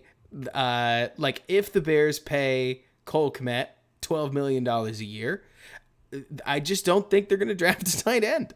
And if they do, I hope that they fall on somebody like Will Mallory or Braden Willis. I think there are some really, really, really fun tight ends that are projected to go a little bit later that I think have absolutely every opportunity to massively outperform their station right now. Will Mallory in particular gets next to no love, and I'm actually kind of wondering why, because I see a really good blocker on tape. I see a guy with really, really soft hands for his size, that when he catches the ball, he's got burst after the catch that he doesn't show you before the catch, which is great. I mean, he goes out there, he gets you yak, he's picking up key first downs, and maybe most importantly, this is silly, but it's the kind of thing I think coaches notice. When Mallory comes out of the game, Miami's offense just kind of sputters and dies. And so to me, I look at a guy like Mallory. Braden Willis out of Oklahoma is another favorite of mine, where I look at them and I think to myself, you could get them around the 4th, the 5th, the 6th round. I would hope probably that they'll both go before the 4th, but like, there's some players. There are some players in this tight end class that you could get that late, and that's fine. And then you'd be able to try out 2 tight end sets that don't involve Ryan Griffin, though I don't know how much the Bears actually want to stick to 2 tight end sets. We'll just have to see. But like you're saying, I mean, we probably need one to pair with Cole, but it's worth remembering, Censored, that generally speaking, from a trend perspective, I'm going to fix my hat. I'm stupid, scratching my hair. Who does that? From a trend perspective, teams don't invest in 2 tight ends almost ever. So that's the real question at hand, is would the Bears be one of the rare ones that pays somebody and then also drafts somebody? Probably not, right? And Jordan, I'm right there. As soon as I actually watched Van Ness, it took me like 4 to 5 snaps to be like, that's a top 15 pick. I'm surprised that anybody had him down ever. And Downs is exactly the kind of guy that you knew was going to go up draft boards, because like it's not about, I don't know, what would you call this? Like, Downs isn't all polished, but he flashes the tools way too obviously for somebody to not be excited. It's just a matter of after the combine. But so I need to watch Tucker Kraft, clearly. But so anyways, let's see. I can't see the most likely will go the draft route for that move tight end. Probably go sell a brick. But if there's one position that I want to get a couple of answers at, I don't know if you guys feel the way I do, but there's a specific position that the Bears have looked at that, or I don't know if they've looked at it, they probably have, but the Bears fans keep talking about, and it's right tackle, right? Where I want to get a slightly better sense for who these guys are so that we can pick our favorite. Honestly, because I haven't done that on this channel. Like, I haven't actually bothered to care because I've been doing too much draft prep. So frankly, I need to even watch or figure out. We'll probably do it on the short angle, which one McGarry is. I think he's right here. Let's see. Probably is. Let's see. Caleb McGarry is 76. So, yeah. So, we're watching the right tackle because the Bears are going to throw some big money at a whole bunch, or like a whole bunch of positions, one of them being the right tackle. So, we need to figure out in a hurry which one we want. And we'll take a look at two of them here. If you really want me to pull up McGlinchey, we can. I never turn down some San Francisco tape. But every time we've watched McGlinchey so far, I've seen a guy who's playing in a really sweet scheme with really good players around him that is a little less of an impact player. Now, that's not a bad thing. I mean, honestly, what would you call it? Like a right tackle that allows your scheme to thrive is still a good thing. But even just watching this play right here, let's see, get to the best of the rest. What do you mean, Jordan? What do you mean? I mean, I know, Jordan, you love to flex knowledge of depth players, but you know the Bears are going out of or after one of these premier guys. Like, I hear you. It's not about that. It's more that I just don't think it's likely that the Bears are going to be pursuing a tier 2 guy in this case. I mean, they have to spend money. And especially if Deron Payne goes out there and gets tagged, like, they got to spend it somewhere, and it just wouldn't surprise me to see to see them spend it at right tackle. Watching some of these, by the way, if the Bears, I love that. I love them having this. Jordan, I think that, I don't know. We don't know anything. Jordan, you and I have been having this conversation all year, haven't we? Where it's the question of, was Poles tanking or was Poles cocky? Did Poles screw up this offseason, or did he get exactly what he wanted? We don't know. We don't know, do we? And so I sit here and I'm like, I think that they basically tried to strip the roster down on purpose, pay all their bills, stack cap for next year, aka this year, lose, and do what they could at offensive line to keep things stable enough for Fields to develop. But I don't know. I mean, I really don't. I mean, I'll tell you, J2K, that all that stuff that you're talking about, all that stuff, the waiting on the offensive line and in free agency, I mean, the impression that I got was that the Bears knew that if they wanted to lose, the best way to do that is to strike out in the trenches. Oh, we tried, right? And I tend to agree with you, John. Like, if the Bears don't spend on offensive line, what are they going to do? And, like, it's got to be somewhere. I mean, I tend to think that if I had to guess, they're going to spend, I think they're going to try for Pochich at the very least. I think they're going to hand out a big right tackle contract. I think that they're going to spend on, they're going to try, I mean, they're going to try to literally get him if they can. So it's neato that Deron Payne's in this game. I guess that's part of why I picked the film. A younger Robert sends his regards. But then it wouldn't surprise me to see them highlight a defensive end, highlight a defensive tackle, at least one, highlight a center, highlight a right tackle. And I mean, you got to remember that they're still going to be signing. Okay, hang on. Is this a public article? PFF top 100 free agents. Okay, so I'm all about everybody getting their bag, you know? But you got to remember that within this, let me see here. Is this one with Pochich? No. Well, that's stupid. Point is, then I'll just tell you, they projected Ethan Pochich as a 3-year, $7 million AAV. And they're projecting the right tackle as like a $15 million AAV. And don't get me wrong, like, I hear you, Jordan. It's not that I disagree. It's that I'm trying to prepare for what's coming. Does that make sense? Like, I think I'll tell you that I think Draymond Jones would be a lot of fun. The question is whether or not he wants to play not just in Chicago, but like play 4-3. What would that be? Like 4-3-3 tech. Because I think you can. I just don't know if they're going to. But like John's saying, I mean, that's the big thing here, Jordan. You could go as budget as you want. You got to hit the cap floor somehow. And if you hand it at this point, like, okay, so let's get ridiculous, right? Darnell Mooney gets $20 million a year with a $10 million signing bonus, right? Maybe we'll go $20 million signing bonus. Cole Kmet. That's a K now. Kmet gets like 12 with a $15 million signing bonus. So putting that together, we're talking about first year cash of I know it's censored. This is me attempting to break the piggy bank.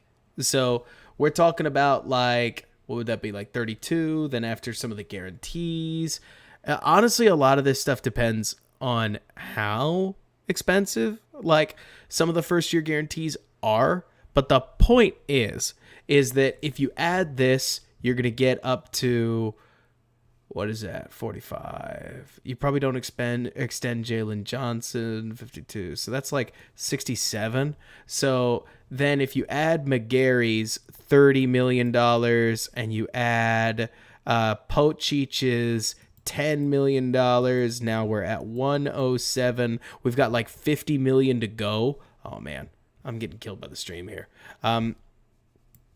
You get to like 107, probably add like Okariki's. Let's go. He's probably like 10. I mean, this is the part where everybody gets cheaper, right?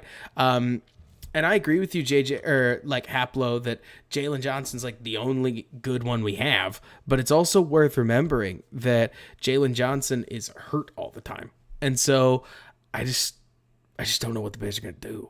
Like, I'm not saying it won't happen.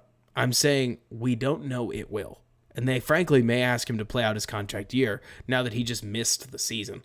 Hey, Austin, how you doing? But so all this to say that it's not going to be Christmas for Bears fans per se, but it's also not going to be a low, what would the word be? Like, it's also not going to be a free agent season that's quiet. The Bears are going to, I think the Bears are going to make plenty of noise. And I don't think it's as simple as they need all the big budget players.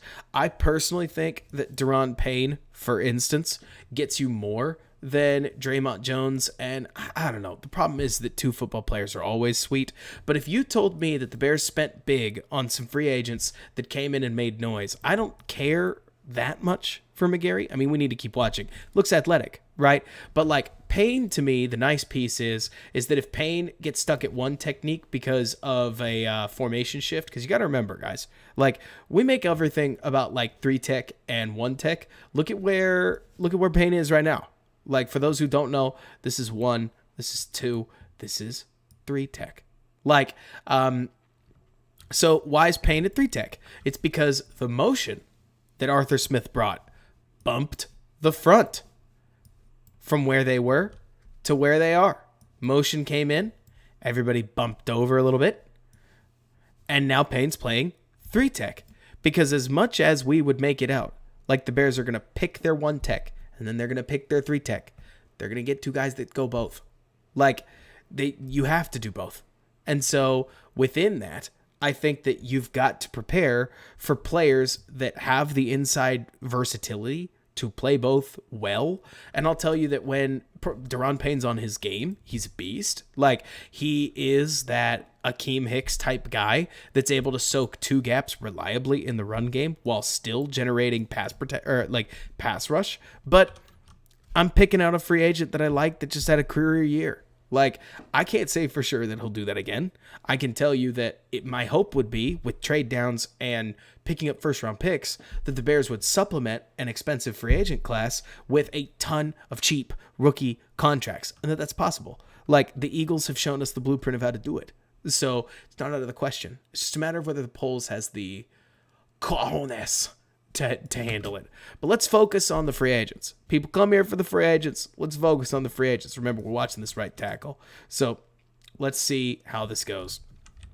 What is the play design here, by the way? Is that... Oh, man. Orbit motion with... Do they shift for this?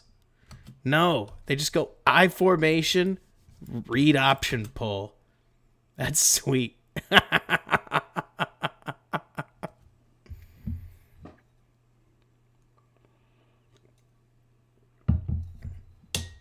That is sweet. Jeez, Julian.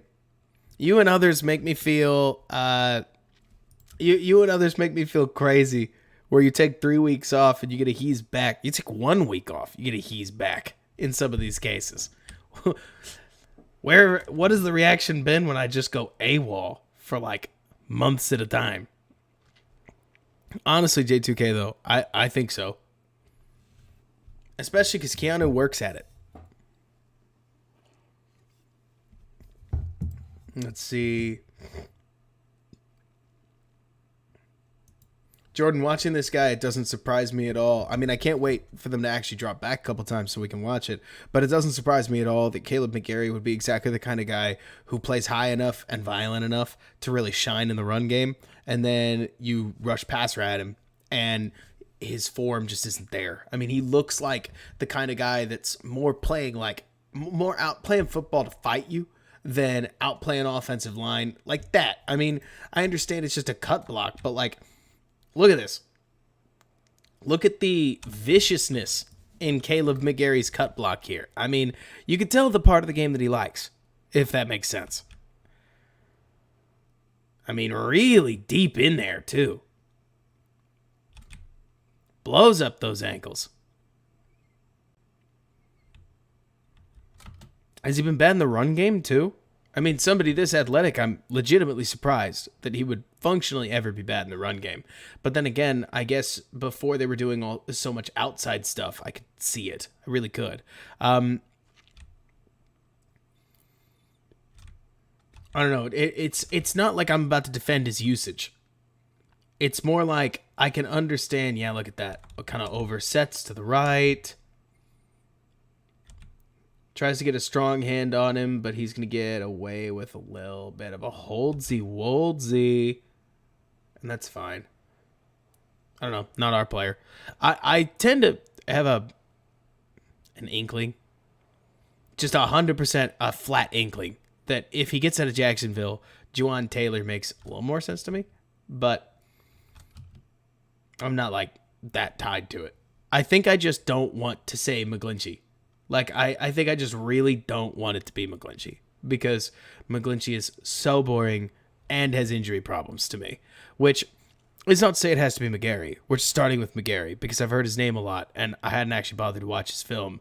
Welcome, guys. You're just joining me on this. So we're watching it together, right? Let's see. You think Poles will go the older vet route, good, not great players in free agency, and then infuse talent in the draft? Truly censored, why not both? I mean, they have to spend the cap somehow. I think I'm not understanding the reticence for why both isn't an option. Not that the Bears have to spend like 5 $10+ million contracts.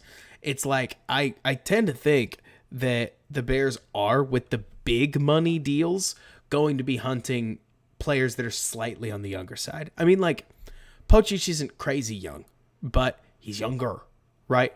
It's more the people who are out there saying that the Bears are going to sign Javon Hargrave that, don't get me wrong, I get it.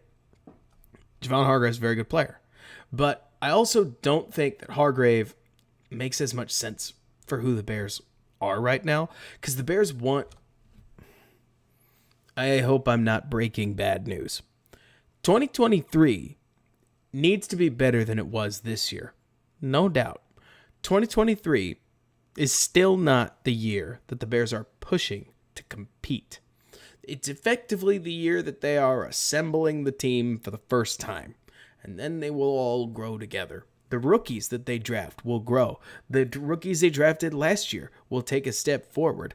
The free agents will help, that's for sure, but I don't think it's going to be as fast as some people want it to be. I think they're going to try to see if they can't compete in 2024, but that 2025 is when they're really going to start ramping up. And yes, I know. That's when Justin Fields gets expensive. That's how it goes. But I tend to think that it's going to take a little while before the team is perfect, and because of that, I don't think that handing snaps to a 30-year-old makes sense. Will he be good in 2023? Of course. Will he be good in 2024? I don't know. Will he be good in 2025? Almost certainly not. And so I tend to think that the Bears are going to want guys on longer deals that they can keep around. At least that's what I have in theory. Maybe they'll supplement with other free agents. I mean, they signed Byron Pringle in a rebuilding year, but I think that they're going to treasure the snaps that they have. That's at least the vibe that I get. That, like, the Bears are going to want to give as many snaps to the Braxton Joneses, like guys they see being a part of the future, as possible. Let's see, it builds the offense like KC and Philly. Not saying you'll have success or failure because of it. I do worry. J2K, I don't blame you. I mean, right now, based on the way he builds the offensive line and defensive line, things look terrible. I just think we're going to see a marked shift because there's too many resources not to, and the only rational positions to spend anything on are offensive line and defensive line right now. I mean, it's silly, but it's true. That right now there's just not a lot of spending options outside of those. Yes, sure, you could really try to throw money at linebacker, but I mean, projections at linebacker right now for Okereke were like $8 million. And so far, Brad Spielberger has been right on the money. And so we'll see what happens. Who knows? Maybe the Bears get fleeced. Maybe they get taken a ride for. But I look at Okereke and I think he's functionally a Chicago Bear. Oh, hang on. This makes it look like McGarry. Let's see. Would you call this? Yeah. This would be run action, play action. So you'll see that McGarry effectively starts his set like it's run. We've talked about this on the channel before. But I imagine this stuff really helps him because he's so much better a run blocker. I mean, honestly, you got me wondering. What are Caleb McGarry's arm length? Let's see. Caleb McGarry, mock draftable. I love these spider charts, man. Yep. That's not surprising. You see how I asked, and then we see. Like, when people talk about arm length being a factor, it's for plays exactly like what we're seeing here, where it looks as if McGarry's having serious problems establishing his hands, and it's probably exactly what gets him into trouble with everything else. Like, let's see here. I'm surprised the stream is so behind. At least that's the first time I've seen it this way, where now I understand why it takes some of you guys so long to catch up. I need to look into my latency settings, see if I can make that any faster. Would love to, but yeah, exactly. It's like some of his DNA fell off. That's funny. Let's see. What is poop dollar? Like, yeah, exactly, right? Super tall, super short. It's just kind of goofy, isn't it? But anyways, I spent too long on this because I didn't continue the stream. Should have. Ugh. Love the dialogue too much. But you can see in his tape. I mean, you really can. When, let's see, Greg Gave's pet peeve, short arms, you can see why. I mean, you can't play this guy at tackle or at guard because he's like too tall and you'd rather him fail at tackle. But let's see, you asked for Terrence Steele. Terrence Steele.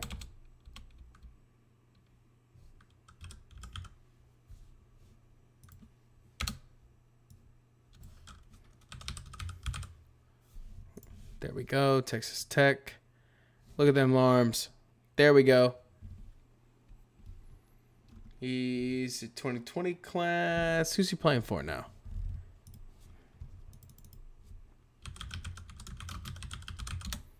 He's a Cowboy. Okay. But let's see. I mean, seriously, the way he's establishing his arms and the way he assaults on rundowns, to me, I mean, I think you can tell he struggles with arm length and just getting outreached.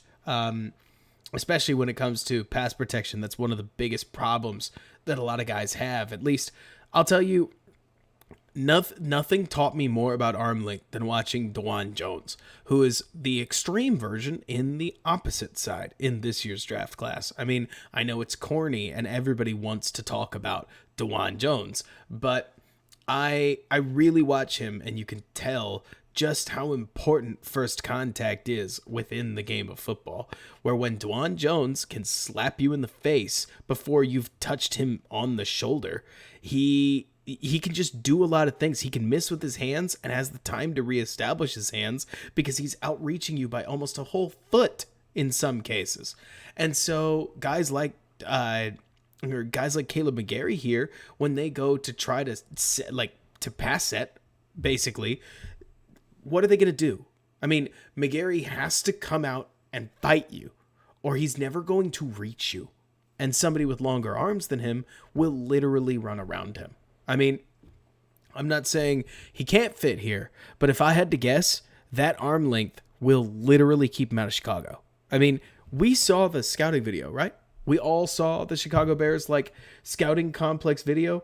I would be stunned if the Bears did all of that, talking about measurables, talking about tape, and they don't have an arm length cutoff. Doesn't that just make sense? I mean, we'll see. Maybe McGarry's their guy. He's athletic. But we saw the chart. It just dips at hand size and arm length. And that's grip. And that's your grip and your pass set first contact. It would be weird to me if they looked at McGarry and wanted to hand him the bag, because you can just see why he's struggling. Let's see.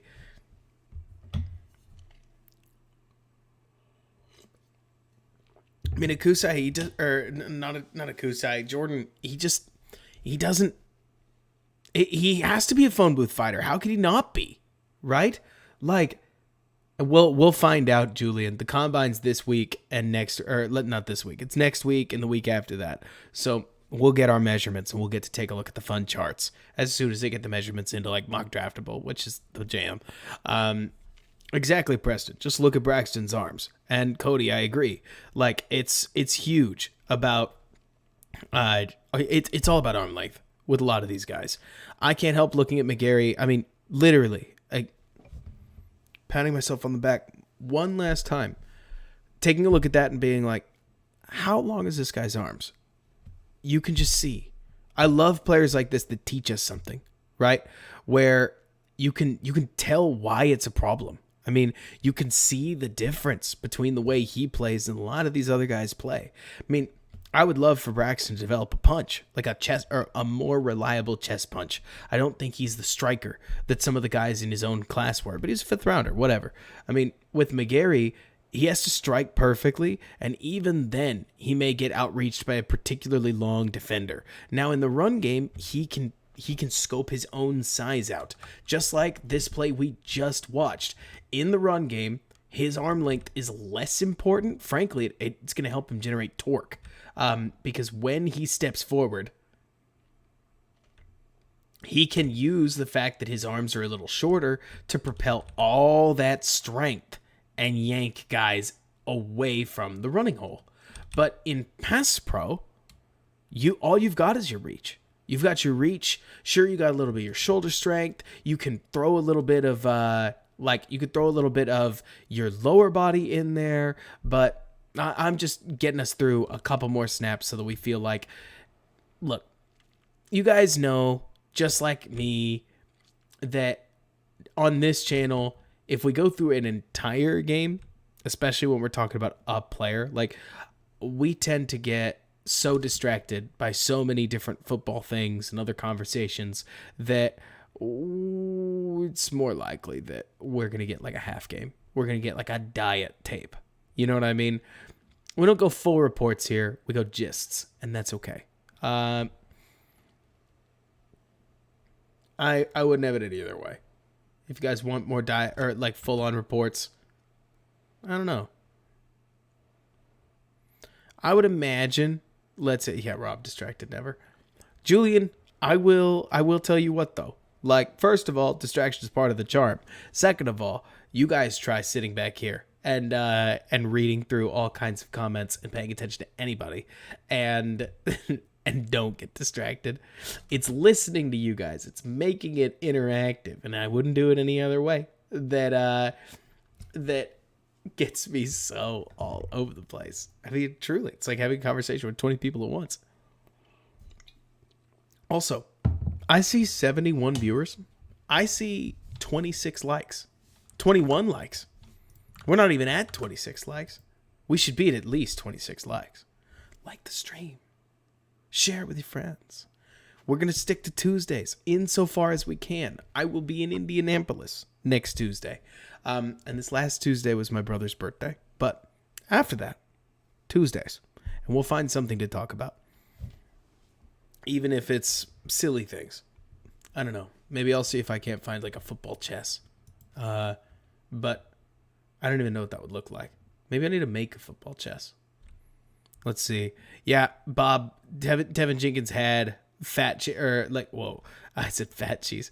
Tevin Jenkins had short arms. It was big talk at the combine. It was part of why I know, like in my bones, that Poles showed up and was like, Tevin, you're a guard. You don't have a tackle's arms. Let's see. Yeah, exactly. We got so much free agency talk that we could just do that. Let's see. Let's go Jawan Taylor next for direct comparison. Let's see.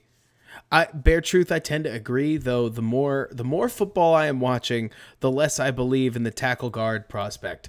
Like, I think you're one or the other. And so Jenkins to me was always a guard. Like when I watched him, I thought he was a guard, mostly because I thought that was where he would have the most success. Skoronski, I look at him, I think he's a guard. I think Darnell Wright's a tackle. I could see, no, Mock's more of an interior guy. At least he became one. I mean, the tackle reps that he had at the Senior Bowl were not good, which is not to say that everybody, that the Senior Bowl is all that matters. It's just to say it's not that easy. But let's see. Think based on what people say, the guard and free agency may be better value. That's because it's hard to find a good tackle, period. So the problem that you have with that is you're going to pay for your tackle in free agency. The good news, bare truth, is we were looking at, I think we were talking about this on stream a little while ago. It is harder to find big money deals at tackle that fail. Like, usually the player that is given out a big deal for ends up worth the money or they're hurt. So Taron Armistead is your obvious one that a lot of people would point to where he was out come playoff time, but that's a separate issue. Generally speaking, trench play, it seems to be fairly reliable. Let's see, how do I think DeJuan would be in a scheme where he get to pull a lot? Renewable, truly. The only thing I'm worried about with DeJuan Jones and Jordan, I don't know if we've talked about this, is injuries. Like, it's not that he had injuries in college. It's that when I really started to sit back and think about it, I was like, okay, he's 375. Like, how long can a human body sustain that? How many contact reps? How many knee squats? How many of those movements? How many cut blocks can he survive before it's over and he doesn't get it back?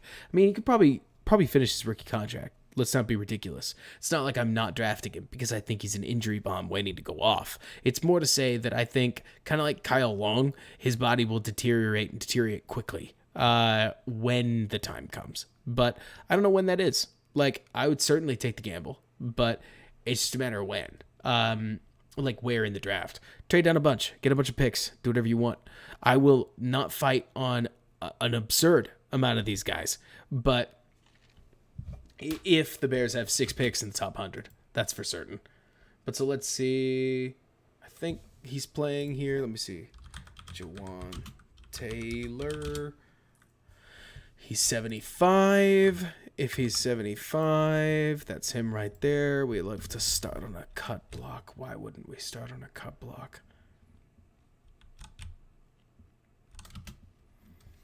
Okay, so what do we got here? I want to focus a little more, if possible. Okay.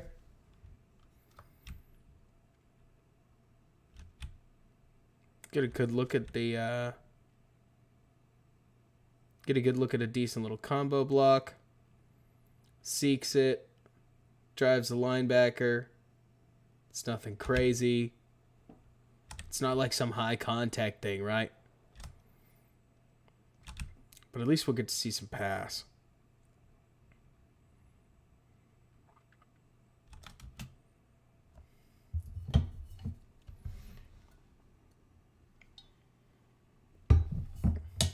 Let's see.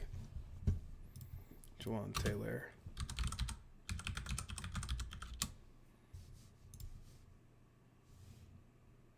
Ha!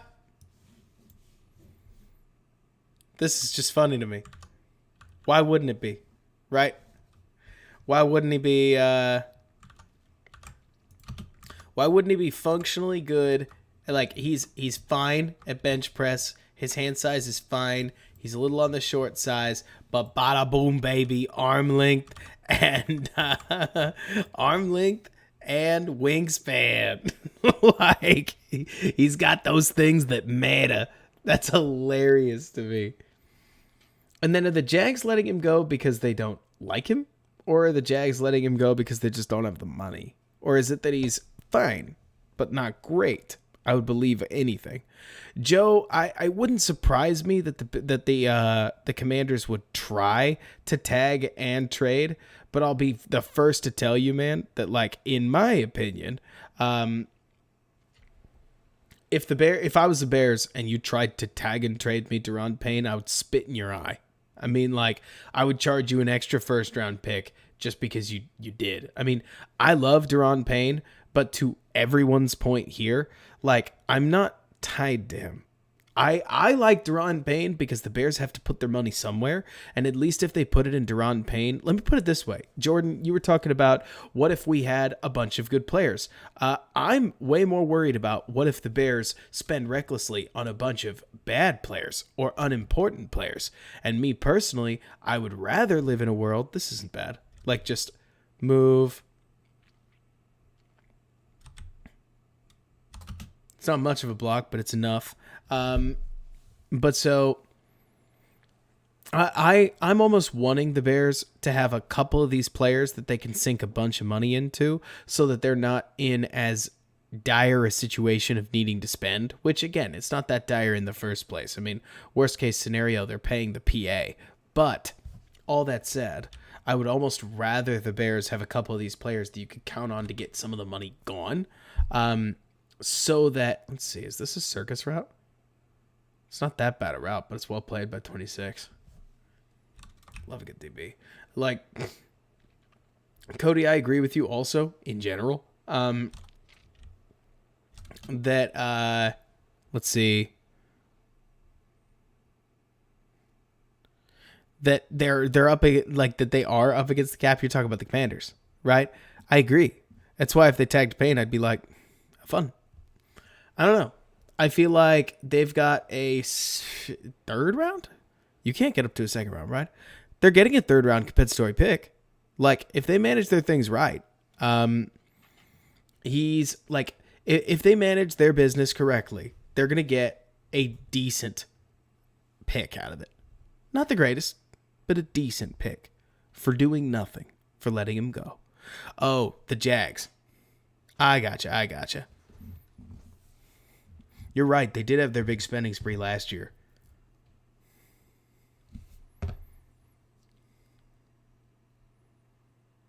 Yeah. I see what you're saying, Tim. Obviously, I'm getting a look at this player live on stream, so it's not as in-depth, but we like to have fun here. But you can even just see within snaps like this that Taylor's footwork is really pretty clean. Footwork isn't everything, but you really get a sense for what the player cares about when you watch their feet in the run game and you watch their feet in the pass game. And it looks like Taylor really takes his pass sets seriously. And honestly, is he the kind of guy that's going to keep Justin Fields totally and perfectly protected? I don't know. I mean, I understand this is a really good front. I understand he's going up against Micah Parsons. I understand a lot of things. It's like, man, Micah Parsons is so fast. Look at 11 here.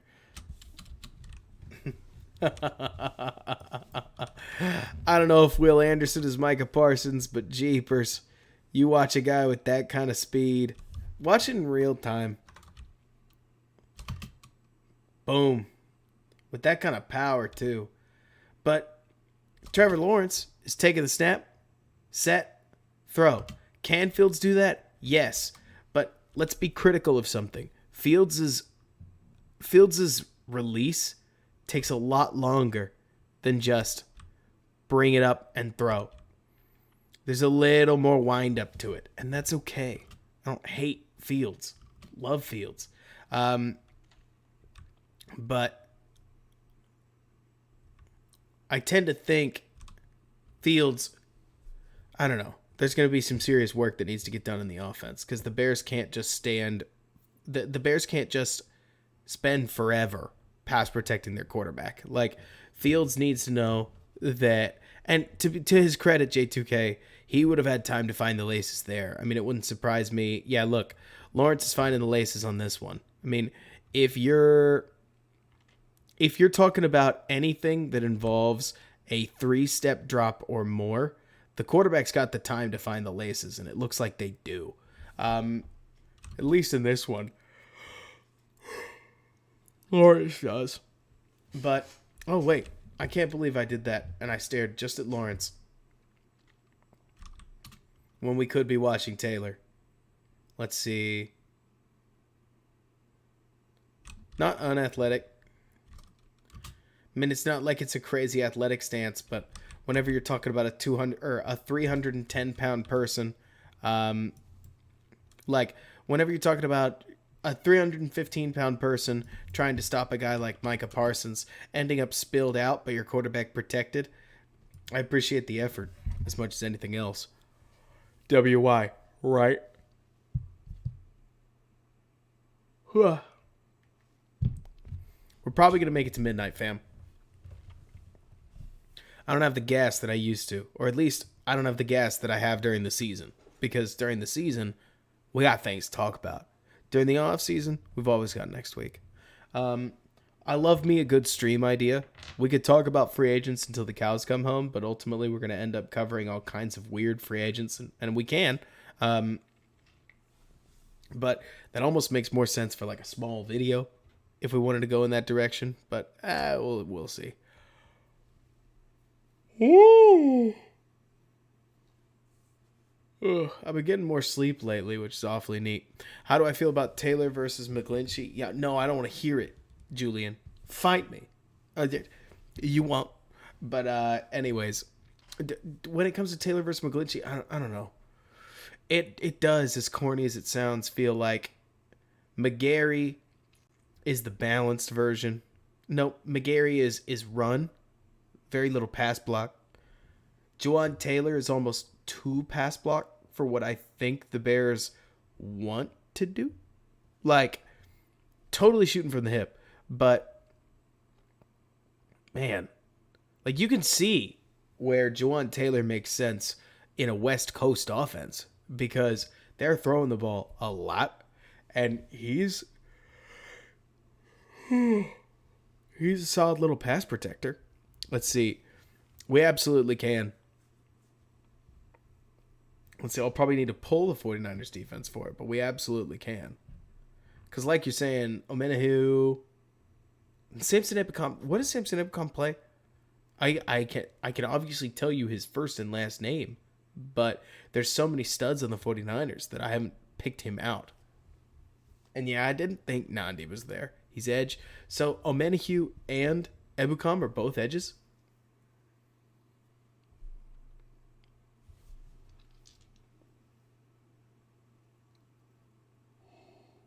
This is sad. This is sad. I'm old and washed. Julian was right.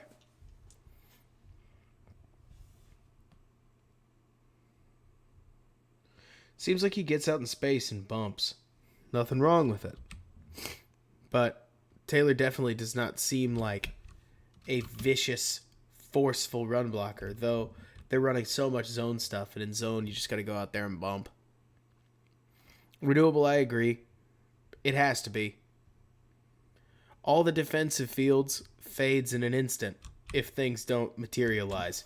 Though, I will tell you, Renewable, that if there's one thing Fields has going with him, there are two ways to make it and break it this year.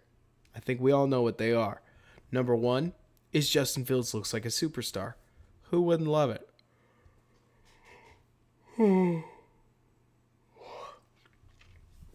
Number two is if Justin Fields just finds ways to win enough games. Right? It's such a simple way to put it, isn't it? But it's true all the same. Where if Justin Fields and the team next year can they win one game 21-20, they win another game 24-23, they win another game 28-13, they lose a game 17-21, they lose another game 14-18. 18's not really a score. 14-21. But then they win another game 23-21. And they end up like 5-2. Like 7 games in.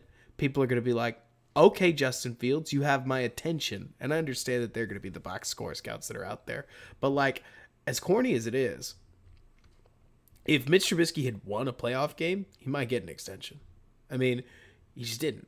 In fact, they got shuttered in that Saints playoff game.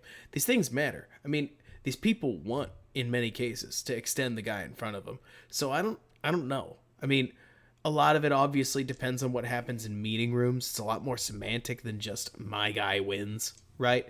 And truly, I never want it to seem like, yeah, I don't know. Though, is that Parsons again? It is not. DeMarcus Lawrence, though, never gets enough credit. Is that 90? Yeah. DeMarcus Lawrence has a heck of a long arm. That is nasty, nasty stuff. Like, look at that. Look at that. Oh, yes, look at that right hand. How you doing, Donald?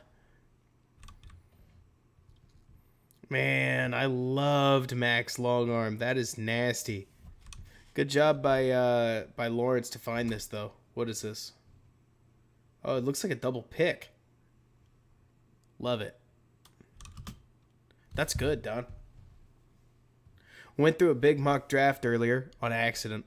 Somebody asked me a simple question, which took me 45 minutes to answer, of course. G-Station, you're welcome.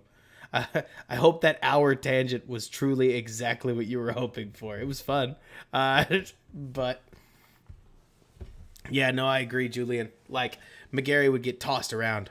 That long arm is just going to... It's going to look extra long when you're up against somebody like him. It feels like...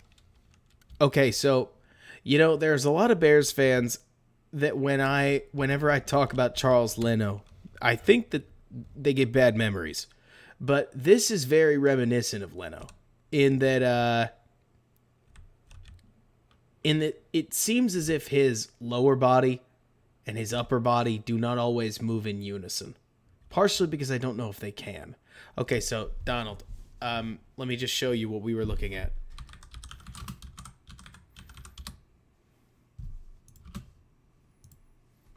It's a simple spider chart. Does this to you look like somebody that Ryan Poles would sign? McGarry is a warrior in the run game. You're absolutely right. Like, would he play for the 2022 Bears? Easily. Like, but when you see this right here, like sub 12th percentile, sub 15th percentile in arm length and wingspan, like The athleticism, that rules. But it's worth remembering that, like, what is it? Getsy comes from Green Bay, which is like the land of athletic cutoffs. And Poles comes from Kansas City, who seem like they have cutoffs of their own. So, I don't know. I definitely can't say for sure, but when I saw this, I feel pretty confident that they're not going to sign Caleb McGarry. But that's just, it's a vibe I get, plus the plus what I see on his tape. But it makes it look like he doesn't have forearms, right? Well, you say that, but I was looking at Joe Thomas's measurables. Joe Thomas mock draft double. And let me ask you this. In what world is this kind of height, bench, weight, 40-yard dash, broad jump, and vert bad? Which measurables were poor? Like, I get that that's not literally everything, right? But it's also not as easy as saying Joe Thomas's measurables sucked, right? Let's see. With his arms, were Joe Thomas's arms poor? Let's see. Joe Thomas. Arm length.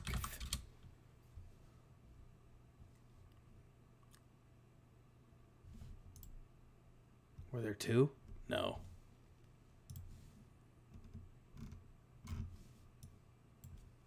Don't give me mock draftable. 33.8. Every time I do this, I'm like, I get so mad because I can never remember what the cutoff is. Is it 34? Let's see.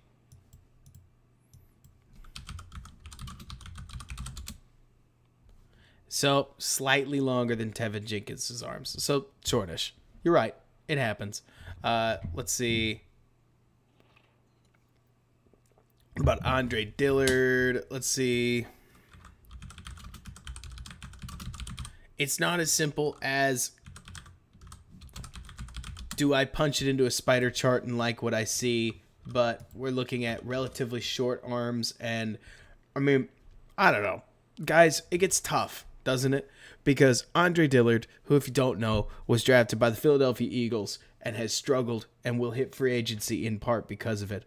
You look at a lot of these guys, and there are common themes. J2K, I hate being, I feel like a huge capital N hyper nerd when I'm talking about this, because it's so brain dead, honestly. Like, there's very little film analysis in being like, well, what's his arm length? But it is amazing how often these guys just get outreached. Like, so many of these tackles at the NFL level, it'll be a Robert Quinn, or it'll be a Dexter Lawrence, or it'll be a, like, did I say Dexter? DeMarcus Lawrence, or it'll be a Micah Parsons, or it'll be a Myles Garrett, and they'll just outreach your tackle and beat them. And it happens all the time. It happens all the time. And like you're saying, Cody, it's a threshold for a reason. And it's like not real. It sounds like it's not real, but it's very real, at least in my own understanding and the way that I've seen it play out. Let's see. Mike McGlinchey, might as well take a look at this. Looks like his arm length is passable. Like, he's got the 34-inch arms. They're not crazy. Man, this looks like a Pokemon. Like just the silhouette. That is as meh as it gets. Wow. Truly. Like, we're tall and we are average, which is very similar to how I feel about him. But it's me messing with him. The truth is, guys, the funny part about this free agency thing is that the Bears are signing a free agent right tackle. This is kind of like, okay, I think we're going to all agree. This is kind of like the trading for a wide receiver conversation. Like, what trade or what receiver would we trade for that we would be content with? And if we are content with a wide receiver that we're trading for, then we overpaid. I mean, oh, yes, that's what I was going to look like. Braxton Jones's measurables.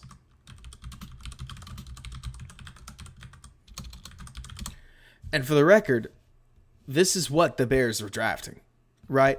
Like, sure, you've got poor, I don't know, Shuttle and Vert, but you've got you're big, you're fast, you got long arms. Like, look at that arm length. This is the guy that that everybody looks at. And so you're talking about an athlete in a lot of ways. Oh yeah, J2K. I mean, when people, I mean, honestly, J2K, when we talk about like how Ryan pulls to some extent, I mean, let's be clear. Like, Velus Jones mock draftable.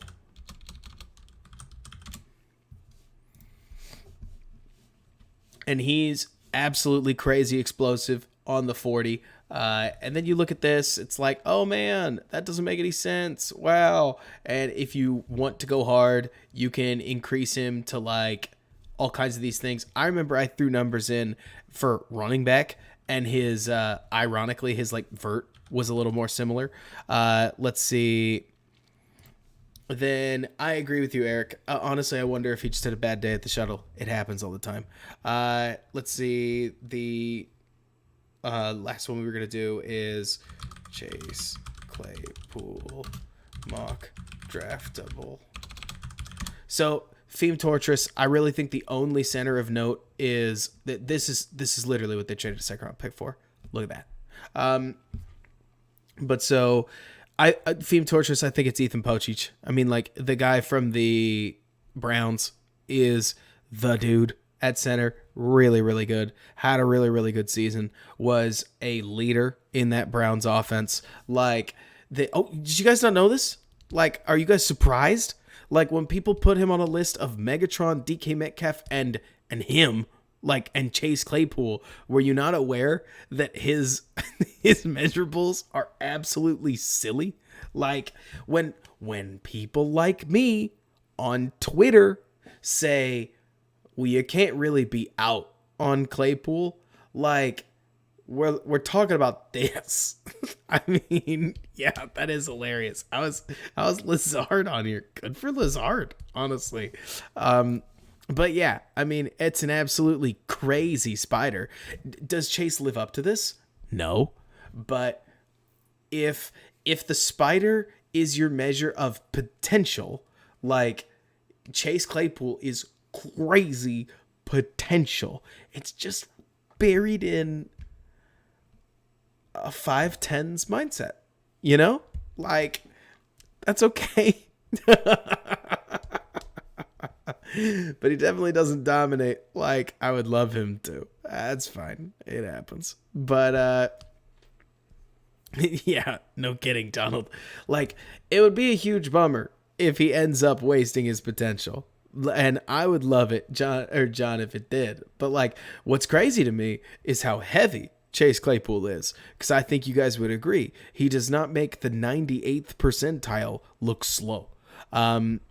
And renewable, yeah. I mean, it's a bit of a dated phrase, and I'm not coming at you for it. It's more that I don't think I could say it.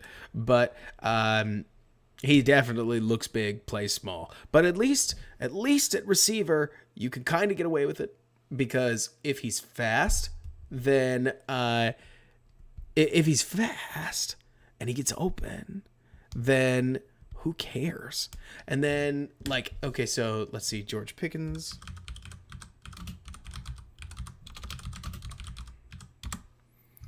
So Pickens is actually not as athletic. Now, granted, there's more of these things. Like, one of the weird parts about Spider Chart is weight and hand size. Who really cares, right? And then you get some of these things, like he didn't do the 3-cone and a couple others. But, yeah, oh, yeah, George Pickens isn't that athletic. I mean, you want to talk about somebody that I absolutely thought they were looking at? When I go on to podcasts, Guys, when I'm on these podcasts and I'm talking about the different things that some of these guys do and don't do, or like when I'm saying I definitely think that the Chicago Bears were looking at Alec Pierce saying, ooh, when he falls to 71, we're totally going to take him. A renewable, I don't know. I play everything safe at this point, to be completely honest with you. But so Pierce is crazy fast and he's really big. When you look at Velus Jones, we see the same thing, right? Like Pierce was the target. I have next to no doubt. I think Donald, I think he's going to work out, but I think he's going to work out as like a gadget. But so, oh yeah, I mean, J2K, I look at this stuff all the time. I love this stuff. Yeah, you, Julian, if you really want to know, then Christian Watson is insane. That's why other people think that he was the target at 39, and I don't think they're wrong. I mean, now again, we dodged the 3-cone, so that's not there. Did Chase dodge the 3-cone? He did. So we're just looking at explosives, but still, I mean, 98 broad jump, 91, 40, like vert still in the 80s. Some sweet measurements. Now, a lot of these get colored, like we're talking about, by what you dodge. I mean, kudos to Alec Pierce for actually going out and running a bad 3-cone and a bad shuttle anyways, right? But still, it's funny to see that kind of thing. Let's see. Just for you, Ryan, we'll do Randy Moss mock draft double. Do we still have it? It looks like he's just too old. Do they have Sterling Sharp?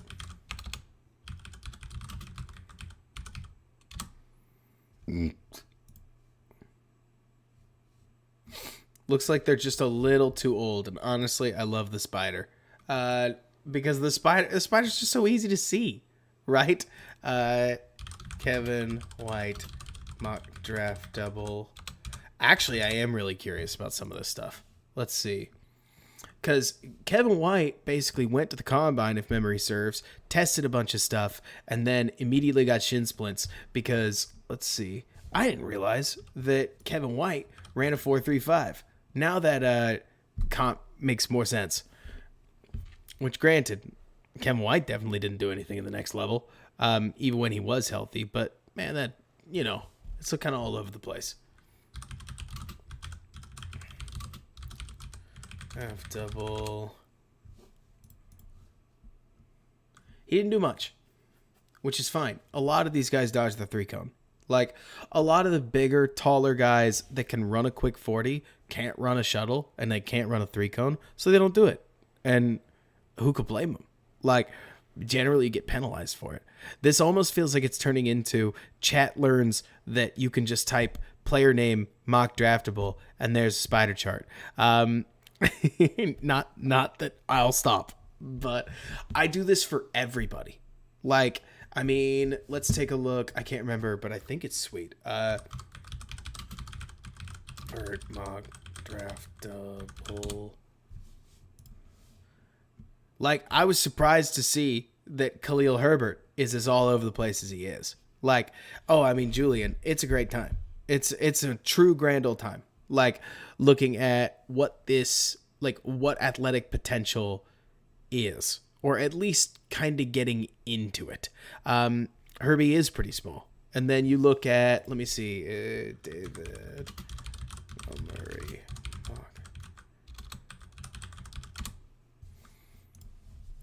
And look at, oh man, I didn't realize he was in the first percentile for vertical jump. Is he the worst? What? I hadn't looked at this in a while. Clearly, I've never seen a 1. Like, wow. Elite wingspan. It does look like a leaf. That's hilarious, Phoebe Tortress. I agree, J2K. Something's wrong there. That doesn't make any sense. Because he's way more explosive than that. Maybe there's something about first step there, but I don't know. That feels awfully strange. It does kind of look like a horseshoe crab, right?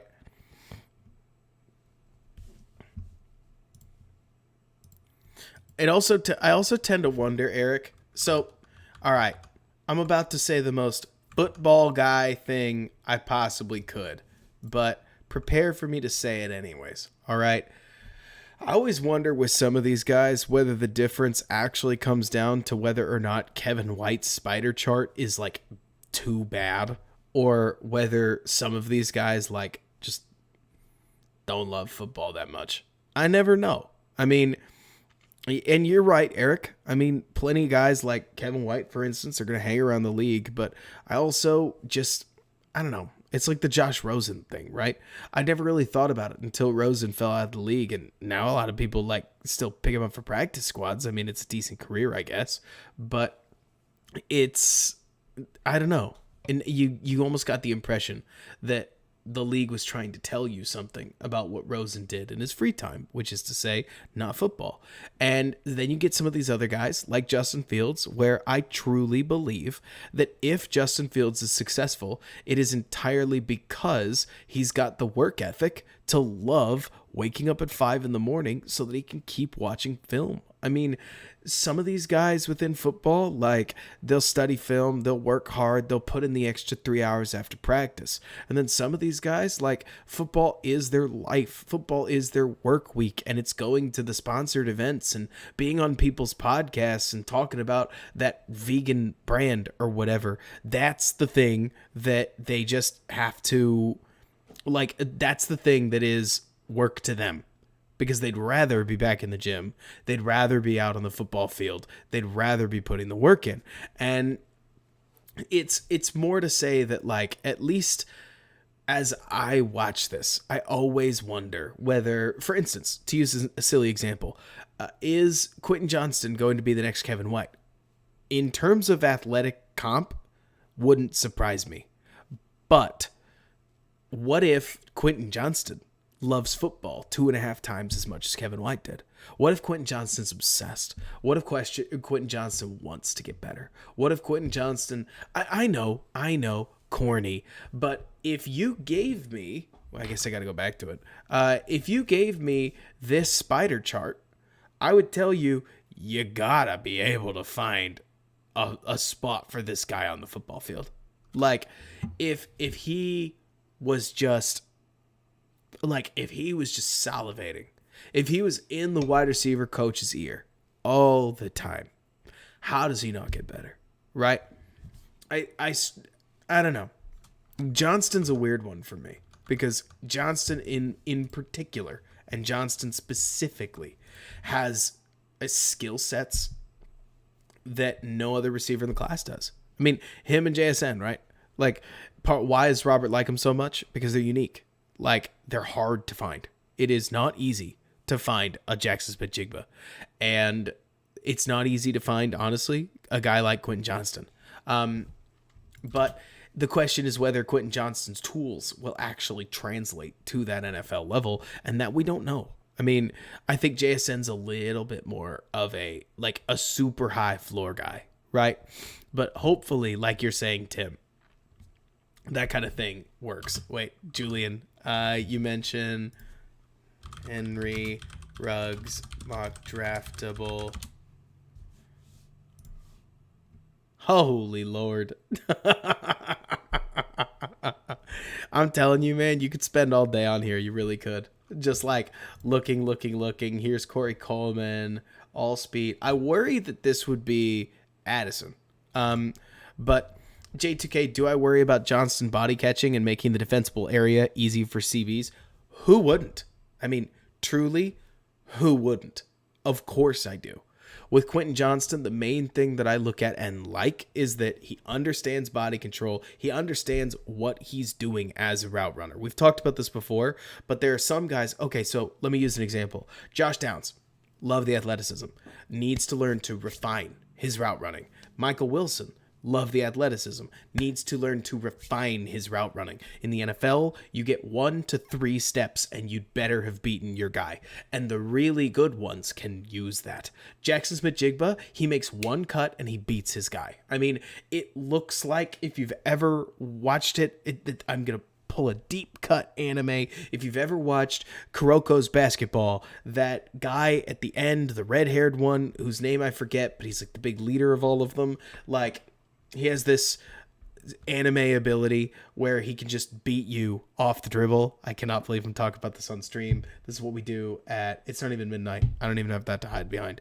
But the point is, JSN so understands leverage and so understands what he's doing, like on a football field, where he's going to make one cut and he's going to beat you. And the surprising part is that the defender is always in the wrong. And J2K, I think that that's the secret of it, is that when you can do that, like, when you have the ability to so consistently dominate at his level that even when somebody has you out leveraged, you pull them out of their leverage and beat them anyways with everything else you're doing, I think you're going to succeed. With Quentin Johnston, he also understands what he's doing. He just has some bad habits, like you're talking about, the body catching. But the athleticism is outrageous. I mean, he can drop and stop real fast. He can get in on a dig route real quick. He gets across field like crazy. The way he sets up defenders in Yak, guys his size don't do that easily. Like Claypool, for instance, is a great example, honestly, when he does get the ball on some of these screens, of a 6'4" athlete moving like he's 6 foot. And you're like, oh my gosh. It's crazy watching a big person move like they have the command of their body that somebody ESB's size just shouldn't.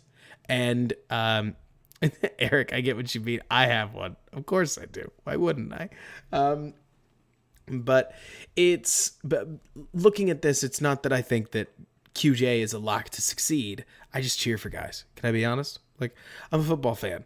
I wouldn't sit here and talk to you guys about all kinds of these football players if I didn't love it. And part of me loving it is cheering for everybody. Like, I hope every one of these draft picks is a flat winner. You know?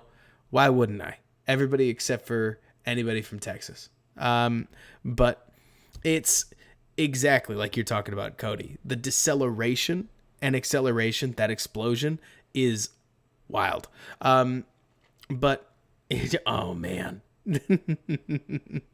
Right, Khalid? I like that. But so within that, let's see. One of the big pet peeves is for wide receivers who don't catch their with their arms extended. JSN, Mims, Washington don't do that. So some of those guys, I see them, they don't like, or let's see. Oh, you mean the guys who like they catch with their hands but they don't extend their arms all the way, or do you mean like their body catching? Because I've seen a little bit of both. But let's see. Yeah, except whoever the Packers pick. Exactly, Julian. But so let's watch a little more Taylor. I do want to watch Myers before we're all said and done. We've talked too much about Jacoby Myers. Everybody loves him, some Jacoby Myers. I'm really interested to see who the Bears are going to pick, because one thing that I forget is that we're watching NFL film. So we're not watching draft film anymore.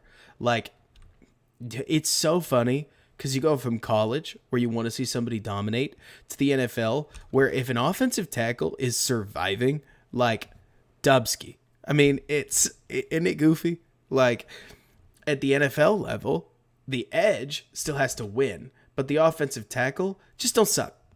Like, go out there. Yeah, and I know somebody's going to jump into this chat right here and be like, well, they can't just suck, Robert. Like, or they can't just not suck. It's not that simple. And it's like, against some of these guys, like, they are. Let's see. Wait, so one of your biggest... Is this the inverse of a pet peeve, though? Like, oh, is for wide receivers that don't catch with their arms extended. I got you. You're saying that when it's a double negative, now I'm catching you. I was like, what? Let's see. Vlad. Ooh, see, now what if instead the 49ers and the Bears merged franchises? We'll call them the Chicago Bears. And then we'll all win a Super Bowl together for the city of San Francisco and also for Chicago. We'll be not co-champions, but champions. And then we'll slowly begin to take other, maybe even better, Vlad. What if the NFL entered a year where if you beat a team, you took their franchise over and then you owned both franchises? So then, therefore, it could become a contest of territory. Challenging somebody to a football game is like it's like playing Risk, and you slowly gain and lose territory betting different cities on each other. But yeah, Vlad, I agree. The part where it was the Bears would be goofy, but that'd be wild, Eric. Like, I don't know what that would look like. I don't know what that would descend to. I don't know what would happen if football lost all civility, but if it became like just, I mean, if you're talking playing for literal jobs, that would be crazy. Chiefs beat the Eagles week 1. It's over. Like, the Chiefs and the Eagles just run the table, unless, Julian, you injected too many people to the roster and it didn't work for whatever reason. Okay, I know I'm over focusing, but if there's one thing I love to see from an offensive tackle, it's somebody who over the course of the game starts to figure out the guy across from them and adjust. Like, it looks to me, I understand how late in the half are we? Really late. So maybe some of it's situational. I mean, it certainly looks like they're giving Juwan all the help that they can get him with Evan Ingram. But let's see.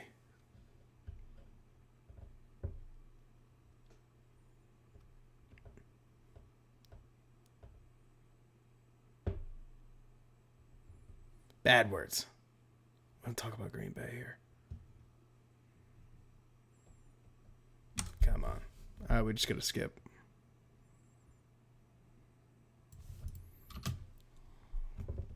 Half a man. Man. You want to talk about a zone run blocker? This is as zone gets. Literally just like, up, you can't hit me in the back. If I turn around, you can't hit me in the back. That's too bad. Nope, you lose. It's over. Don't make the tackle.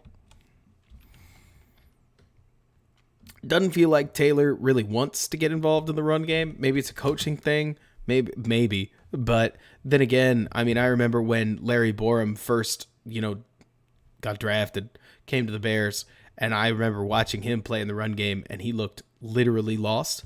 Like, I mean, he looked like a lost person looking for his family in the mall.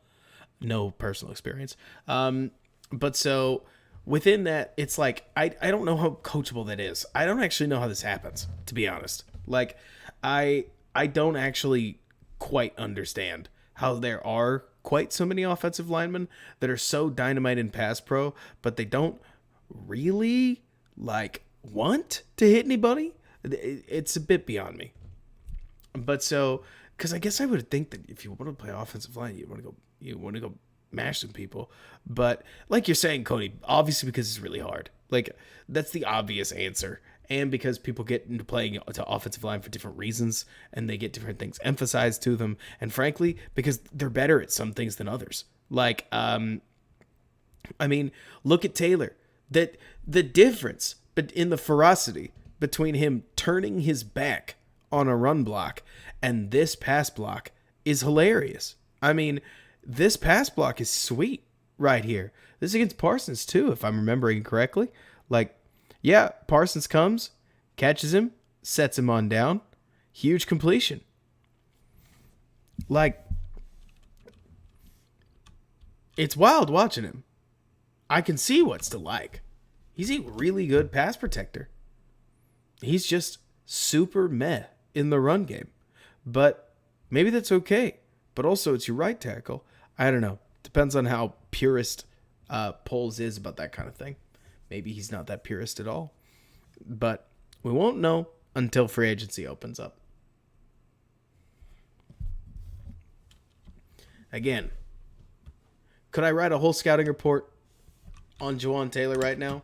Not necessarily, but you get the gist, and that's what we're here for. See, this exact kind of this exact kind of rep, Cody, if they do sign Ja'Wan Taylor, it's for reasons like this, because they're running GT counter, where you're going to see boom, boom, boom, everybody downhill, then they're going to pull the guard and the tackle, and this is core. Like, if you're auditioning to get paid by Chicago, this rep is core, where the guard hits him, now it's Taylor through the hole, and he's going to get just enough on him to crack open the hole for Etienne. Look, is it a perfect block? No. Does he blow him off his feet? He does not. But he's going to get you enough in a mobile running game. And Donald, to his credit, his feet are clean. Like, he's athletic enough to get to and through the hole without real issue. And then Etienne does the rest from there. Though there's not much to do. I mean, just run through the hole, pick up the first down. I will tell you that if the Bears sign Ja'Wan Taylor, he does seem to refuse to drive it, Vlad, though I think it's partially because he's kind of tall. Medium tall. At least he plays tall in the run game.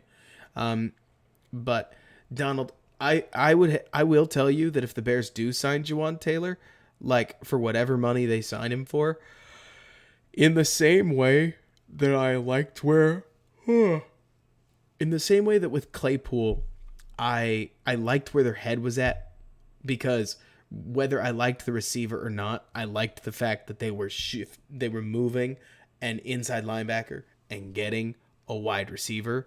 I will like the fact that they sign a pass first tackle that can protect the passer first and foremost. Again, is he a perfect pass protector? How many perfect pass protectors are you going to really get? Right? But like you're saying, Cody, he's reliable.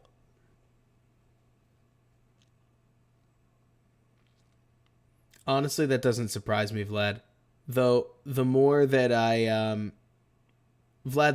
feel like I'm watching football these days, the more that I feel like pass protection as a tackle is a very, very, very misunderstood piece of football. Like, Vlad, this is just 100% my 2 cents. And if you want, actually, I talk about this a little bit in an old video I made about Charles Leno. So you could just type in Charles Leno is a case study on an average tackle.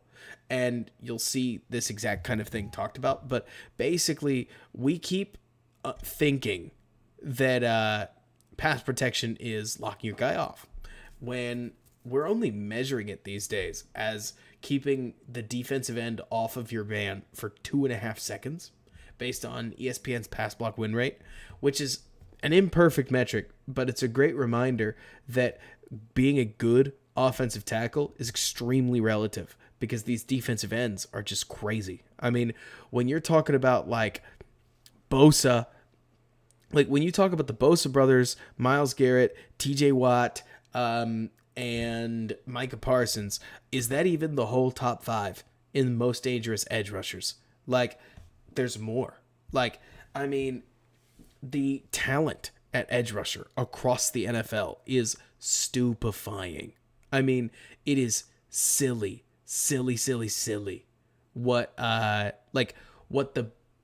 these guys are doing. And like you're saying, Donald, the difference between keeping somebody off of your guy or your quarterback for a second or 2.5 seconds versus 3.25 seconds is the difference between being absolutely elite at your position and being just all right. And oh yeah, sorry, I should have answered that earlier. The problem, J2K, is that Yannick is not only small, So he's not a defensive end. He's really more of an outside linebacker, and the Colts have just been forcing him because he's a wide nine specialist to an extreme degree. But he's not just fine in the rushing game. He's really horrible.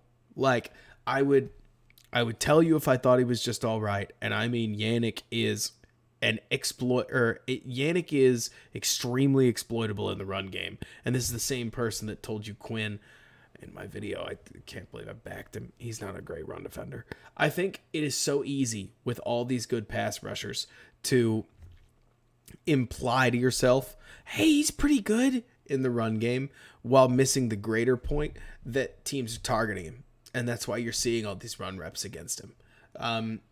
And so it isn't that simple. But with Yannick in particular, the biggest problem, J2K, oh, you're talking about Will McDonald? Like, I think Will McDonald has that exact issue. Like, he's small. I mean, again, another perfect 3-4 outside linebacker. All the spins in the world. Love him as a player. He was a stud at the Senior Bowl. Same reason. I mean, he is quick in all levels of football. That's a nice little rep. Simple. But how often did the Bears get even that simple? Right? Look at 75 on that right-hand side. Just pop. Yeah, probably J2K. I don't see how McDonald would fit into the Bears scheme just because he's so small. Like, I mean, he's like 220. At the Senior Bowl, I think he weighed 220. No, at the Senior Bowl, he weighed 240, which is great for him because that could push him easily into the first round for outside linebackers. But it's not going to be with the Bears. The Bears want somebody who's 270. The Bears want Tyree Wilson. The Bears want Lucas Van Ness. The Bears want Miles Murphy. The Bears want, I like maybe Brian Breesy, but I think they could even get options in the in free agency, like Zach Allen, who we would watch. I cannot do that to myself. I cannot go till 1. I have to go till 1. I can't go till 2. I tend to think, Donald, that Will Anderson's run D will translate, but I don't think it'll translate in like a defensive end kind of way, which isn't to be like defensive ends are better per se. It's more that when I watch Anderson, I see him as a 3-4 guy. I mean, very, very explicitly. Let's not say he like can't make it work, but in the same way that Madden will drop your overall if you play out of scheme, I think the same happens here. Like, it's just not that simple. A lot of people want to make it that simple. Oh, that's probably true, John. But to be fair, I didn't think I could go till past 11:30, so here we are.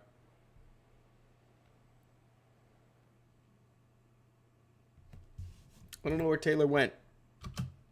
Connor, to me, the Bears have to trade out of Anderson being on our radar anyways.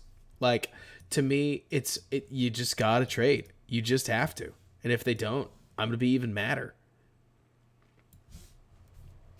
Everybody keeps saying the Texas two-step, and I think it's Colts, and then see what your options are. Sure, the Texas two-step is an option, but I just don't think it's that easy. What I said earlier, by the way, okay, so look, can I be honest, guys? I am hungry. I am starving for that 2024 first that the Colts have. And if I was Indianapolis, I would never give it to you if I was going up to 2. And I'm not so hungry for this year's draft prospects that I need every bit of draft food that I can get. Because to be fair, going 1 to 2 to 4 gets you a lot of draft capital this year. And while that's neat, it's not that helpful. What's really helpful is 2 to 3 first round picks. And that is done by going 1 to 4 down again or not. And if you don't, you get a sweet player, probably Jalen Carter. And if you do, you might get 3 first round picks and a bunch this year. It's the perfect crime. I mean, could you do that going 1 to 4? Maybe. But there's a chance you get stuck at 2 because somebody doesn't want to come get you. There he is. Like, they could just sit and wait for Arizona and make you pick, more or less. you could try to sell at a discount, but then you're selling at a discount. Like, what's the point? But I think the real problem is, what do you get? Some future twos? Neat. But I don't know. It's not that the plan can't happen. It's that I don't think it's as realistic. Now let's watch some Jacoby Myers. Is he 11? Devontae Parker's 11, right?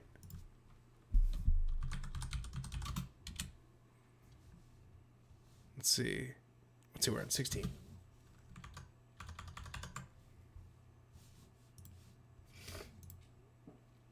Vlad, you and everybody else. It's part of why I wanted to watch him. I want to get a feel for who this guy is. Everybody loves him some Jacoby Myers. Truly. Yeah, Taylor can pass protect, Jordan. He's really not much of a run blocker. Like, but that's okay, I guess. Like, I would argue he's almost more of a, honestly, J2K, I wouldn't be too surprised. It feels to me like Jawan Taylor is a very good pass protector and good enough as a run blocker. But I don't know what their points of emphasis are, they being the Jaguars. Because it certainly seems like they're emphasizing pass blocking. And to be honest with you, Jordan, I don't know what the Bears' emphases are going to be, or are going to be in the future. I mean, are they going to stick with exactly this offensive identity with exactly the same principles as last year? Or was last year a part of the tank? I don't know. And God knows I'm never going out of my way to try to concoct a scenario where the Bears are like actually right about to do what I want them to. But again, I mean, when you've got DeBear's blog, who's like practically been a fly on the wall, tweeting out that quote that, or like responding to my cracked out conspiracy tweet, suggesting that the Bears started tanking as early as March of 2022. You guys tell me. Your guess is as good as mine. I don't know anything. There was one, Vlad. It was Pickett. Let's see. Every time I watch somebody, I gotta get a sense for what they look like in pads. And man, the Patriots did such a good job. Let's see. So what did Jeff confirm? Jordan. So I tweeted something out basically about how, okay, so if there's one weird thing, it's not that weird, but if there's one weird thing that I've noticed with the Bears this year, it's that they had a borderline historically low, if not borderline, I mean, it might have just been flat historically low passing attack, like in terms of their yards per game. Over the last 30 years. They also had a horrific defense that allowed all kinds of scoring. I mean, yards, points, touchdowns against, you name it. Passing attack. Yes, it was okay on a volume perspective, but everybody does care about total yards per game and the other things that come with that. The rushing attack was really great, but it surprised me that at the end of it didn't surprise me, but I felt like it was a little bizarre that at the end of the year, nobody got fired for a team that went first overall. Like, let's put it this way: they lost 14 games, right? They lost 14 games, and nobody got fired for performance. Should they have? No, because I think they were tanking, right? Should they have? No, because it was the first year of a new regime. But also, like, wouldn't they have been justified to, like, fire their defensive line coach? Like, wouldn't they have been justified to part ways? They did part ways with their passing game coordinator. And so he left for another job. So they, in a sense, they made a change. But nobody got fired. And I tweeted something about this earlier today. Just like, it makes you wonder when the tank started. And Jonathan Wood speculated. He said, I think it was that second Green Bay game, which is personally when I think it was.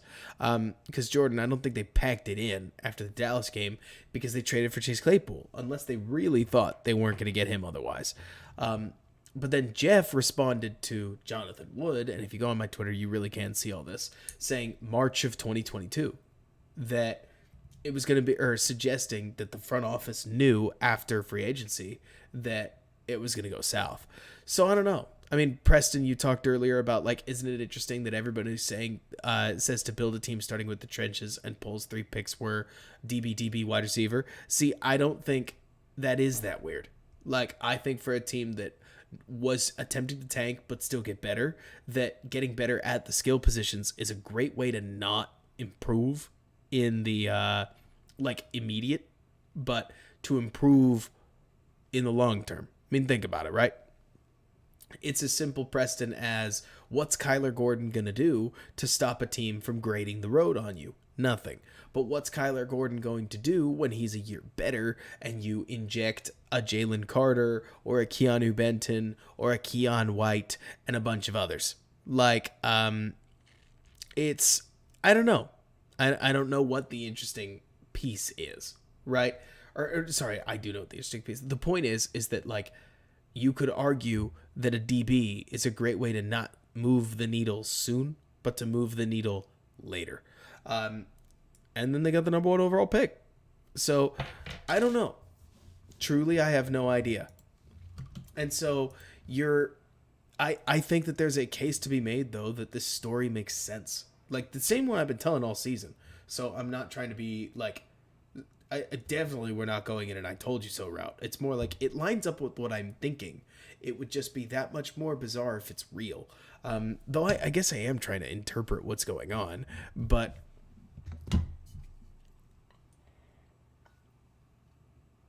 I think the big question with Myers is how much. I mean, I've heard some speculation as much that Myers could get as many as 18 mil with a team trying to basically chase the swagger of the Kirk deal. And I understand that Christian Kirk could be a wide receiver 1, and that's a big difference to it. So obviously, I'm aware of the difference in player caliber, but the cap went up again. The cap went up a pretty significant amount. I also would not pay him $18 million, Vlad, but the market says as the market does, and we'll have to see who goes out there and gets these kinds of we'll have to see who gets this kind of paper. Probably going to get a real DT. Sure hope so. Get some real offensive line. Get all kinds of that stuff. What position does Kalai Cansey play? Or Kalijah Cansey? I can't believe I don't know.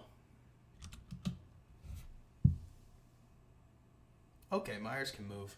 Did we see this?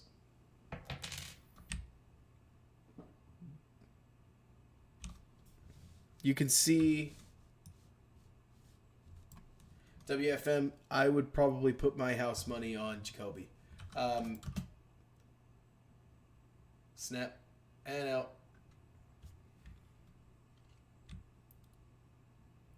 And I agree, Peyton.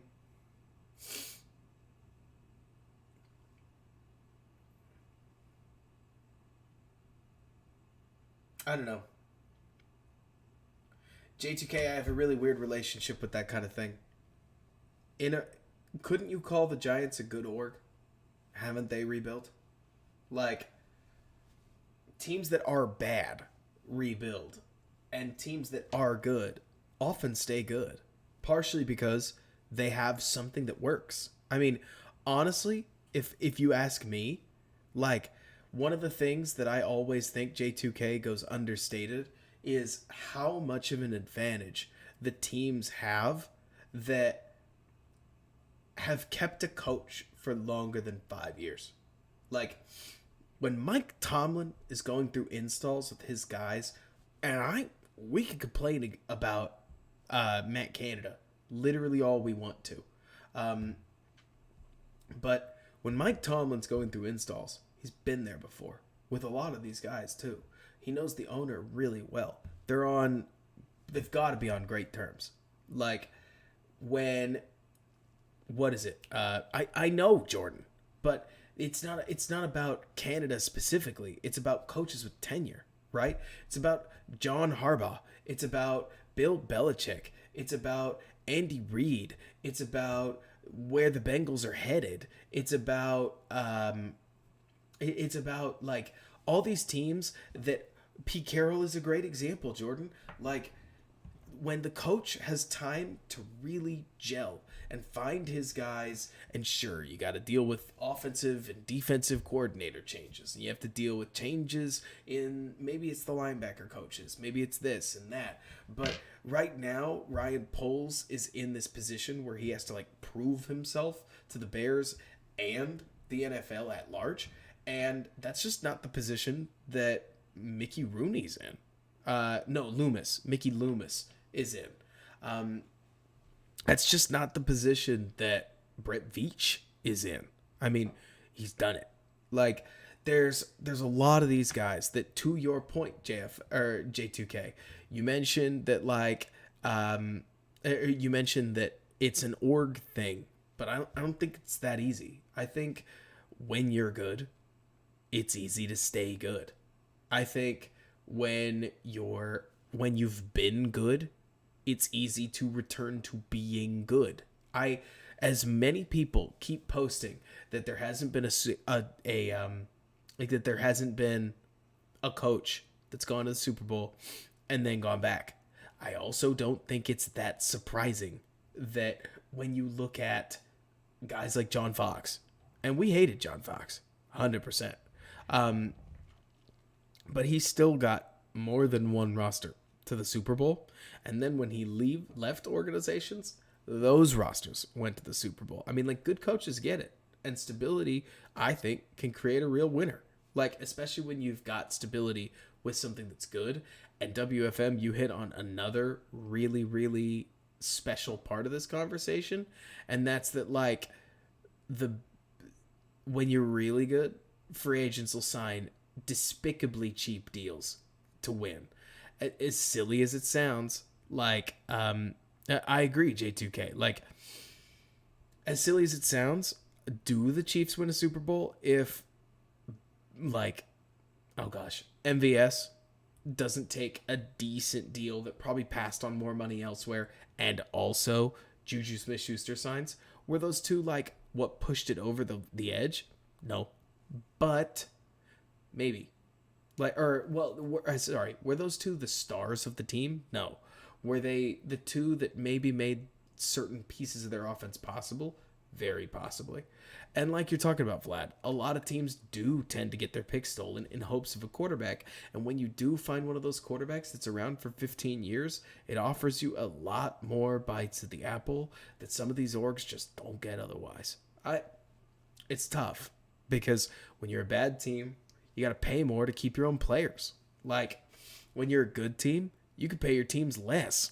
Or not like your whole team, but I mean, when you're winning, sometimes even Tom Brady will just take less money. Like, we'll see. But J2K, I will tell you that, like, in my opinion, I think it can be very easy and it's very tempting to oversimplify it to good orgs are good. And I'm like, I think stability creates champions. I think it is easy to start hot. I think it's really hard to adapt to the first set of adaptations that come your way. Did we follow that? Like, Nagy, right? Year 1. Check. Year 2. X. This is normal. Next year should in theory be Eberflus's check year. The year after that, again in theory, should be when the league adjusts to his adjustments. And then that is where a good coach tends to write his story, in my opinion. Like, at least what I have seen, a good coach adjusts to the adjustments and finds a path to win one way or another. And then from there, it's a constant battle. Like, yeah, no kidding, right, J2K?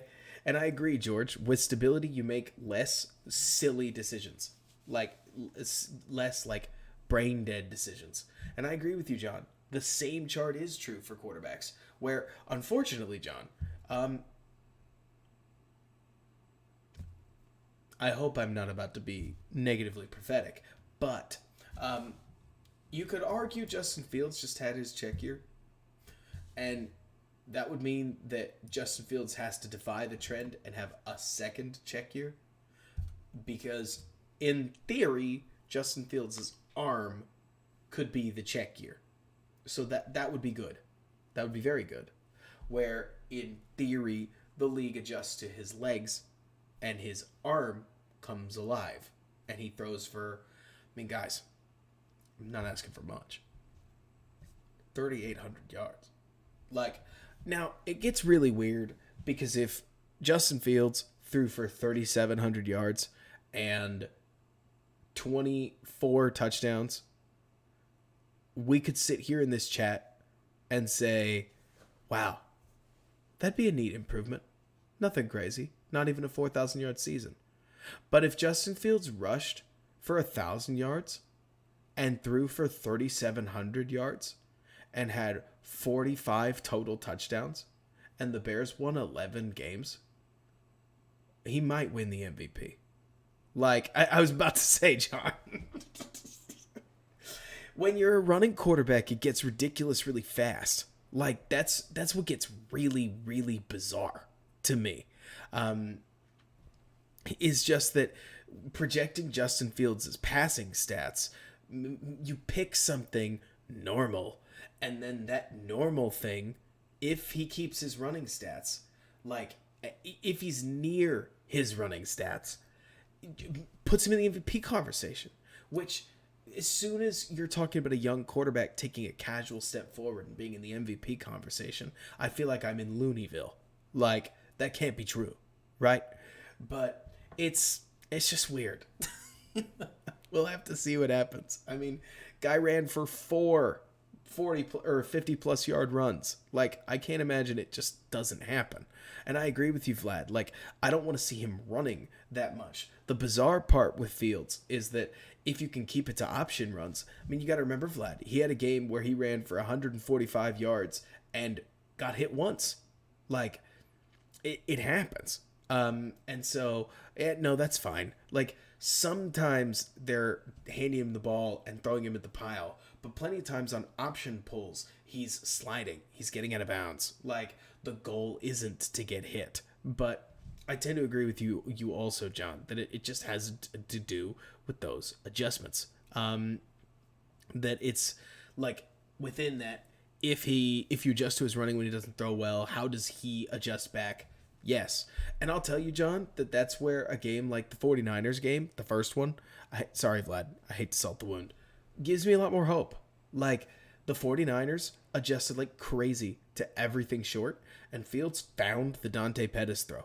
Like, super duper duper, what would you call it? Like, simple backyard street ball. But even in that game, he rolled out, he found a throw. The Bears scored a 51-yard touchdown. And it's not going to be that easy forever, obviously. Because that was about as easy as he got, honestly. Like, that was a 49ers defense that was really feeling themselves at the time. And so they left a guy wide open on the backside because what's this rookie going to do? Or sophomore, but you get the idea. And the answer was throw a touchdown. Didn't do a ton. For the rest, it's a weird game. Yards bad. Points better. But like you're saying, Peyton, I agree. Like, 3,700 yards, ran for 760, second in MVP voting. So I'm trying not to be ridiculous. Because, guys, come on. We all think the same thing, right? We grew up in a, or like, maybe not grew up, but like, we have been raised to think that throwing for 4,000 yards just isn't that hard, right? You're exactly right, Tim. He would be behind 1,000 behind Mahomes. The secret is that we overvalue rushing yards. We do. He would be in the MVP conversation because people just sort of stick him there, but not because I don't want to say he wouldn't deserve it on the middle of a Bears stream, but yards through the air and yards on the ground are just not treated the same. If Fields ran for 1,500 rushing yards and threw for 3,200 passing yards, like, I don't know. I find it hard to believe that he wouldn't win the MVP, depending on what the touchdowns were and what the Bears' record was. Hard to win the MVP if your team's 8-9. But Yeah, exactly, Tim. Like, I agree with you. Know that I agree with you. I've just gotten a sense for how people do MVP voting at this point. Like you're saying, WFM, yes. Uh, I do tend to think, J2K, for what it's worth, that if you hired a younger John Fox, this puts your organization on a path to really good things. I mean, it's worth mentioning that Denver Broncos. Well, John Fox, first of all, took two teams to the Super Bowl, right? Am I getting that right? Or is it that he would leave the roster and then they would go to the Super Bowl? I would take a Super Bowl appearance. First things first. Second of all, Lovey was an opportunity for a really nice pass off. That too, John. That's totally true. Truly. Let's see. I think that's not a bad comparison. We're a little off track and we all have what's new. But it's more to say that, like, I'll be the first to tell you. I'm not the first, but because other people are already saying it, Jordan.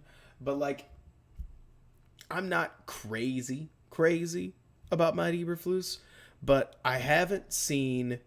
Okay. I'm not a defensive head coach guy. I think I've made that ostensibly clear. Like, there's a lot of defensive head coaches that I'm down for, but down for and I like it or I want them are different. And to me, the league is turning in a direction where at the end of the day, you need an offensive head coach, and they got to be good. It's not an accident that Sirianni, Andy Reid, Kyle Shanahan, and I'm a doofus. Who am I forgetting? Zach Taylor were the ones at the end. Like, it just keeps happening. Like, where at the end of the road is a bunch of offensive head coaches winning and competing for the Super Bowl every year. And then every year somebody points to Sean McDermott and the Bills don't win. And every year somebody points to it could be Mike Tomlin. It could be Pete Carroll. They'll point to somebody, right? They'll say, no. Defensive head coaches win too. And totally about Belichick. Like, I'm right there, Don. Like, I get it. But then you look at somebody like Bill Belichick and it's like, well, without a Hall of Fame quarterback, it's a lot harder, isn't it? And that's not to say that, everybody's Kyle Shanahan. But like you're saying, WFM, it's been a while. And when the Patriots, okay, maybe a better way to put it, Donald, is honestly, when a team like the Patriots warp Super Bowl statistics that hard, maybe we have to take the guy who led that dynasty and exclude him. So I'll give you this. We'll take Andy Reid out. Andy Reid doesn't count anymore. We'll take Sean Payton out. Sean Payton doesn't count anymore. Bill Belichick, we'll take him out. Bill Belichick doesn't count anymore.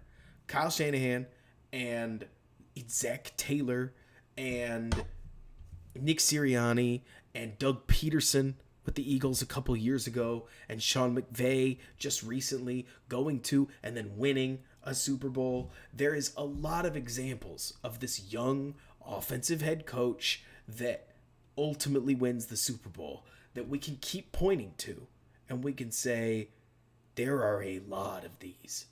There's just a lot of these. And you're right, Jordan.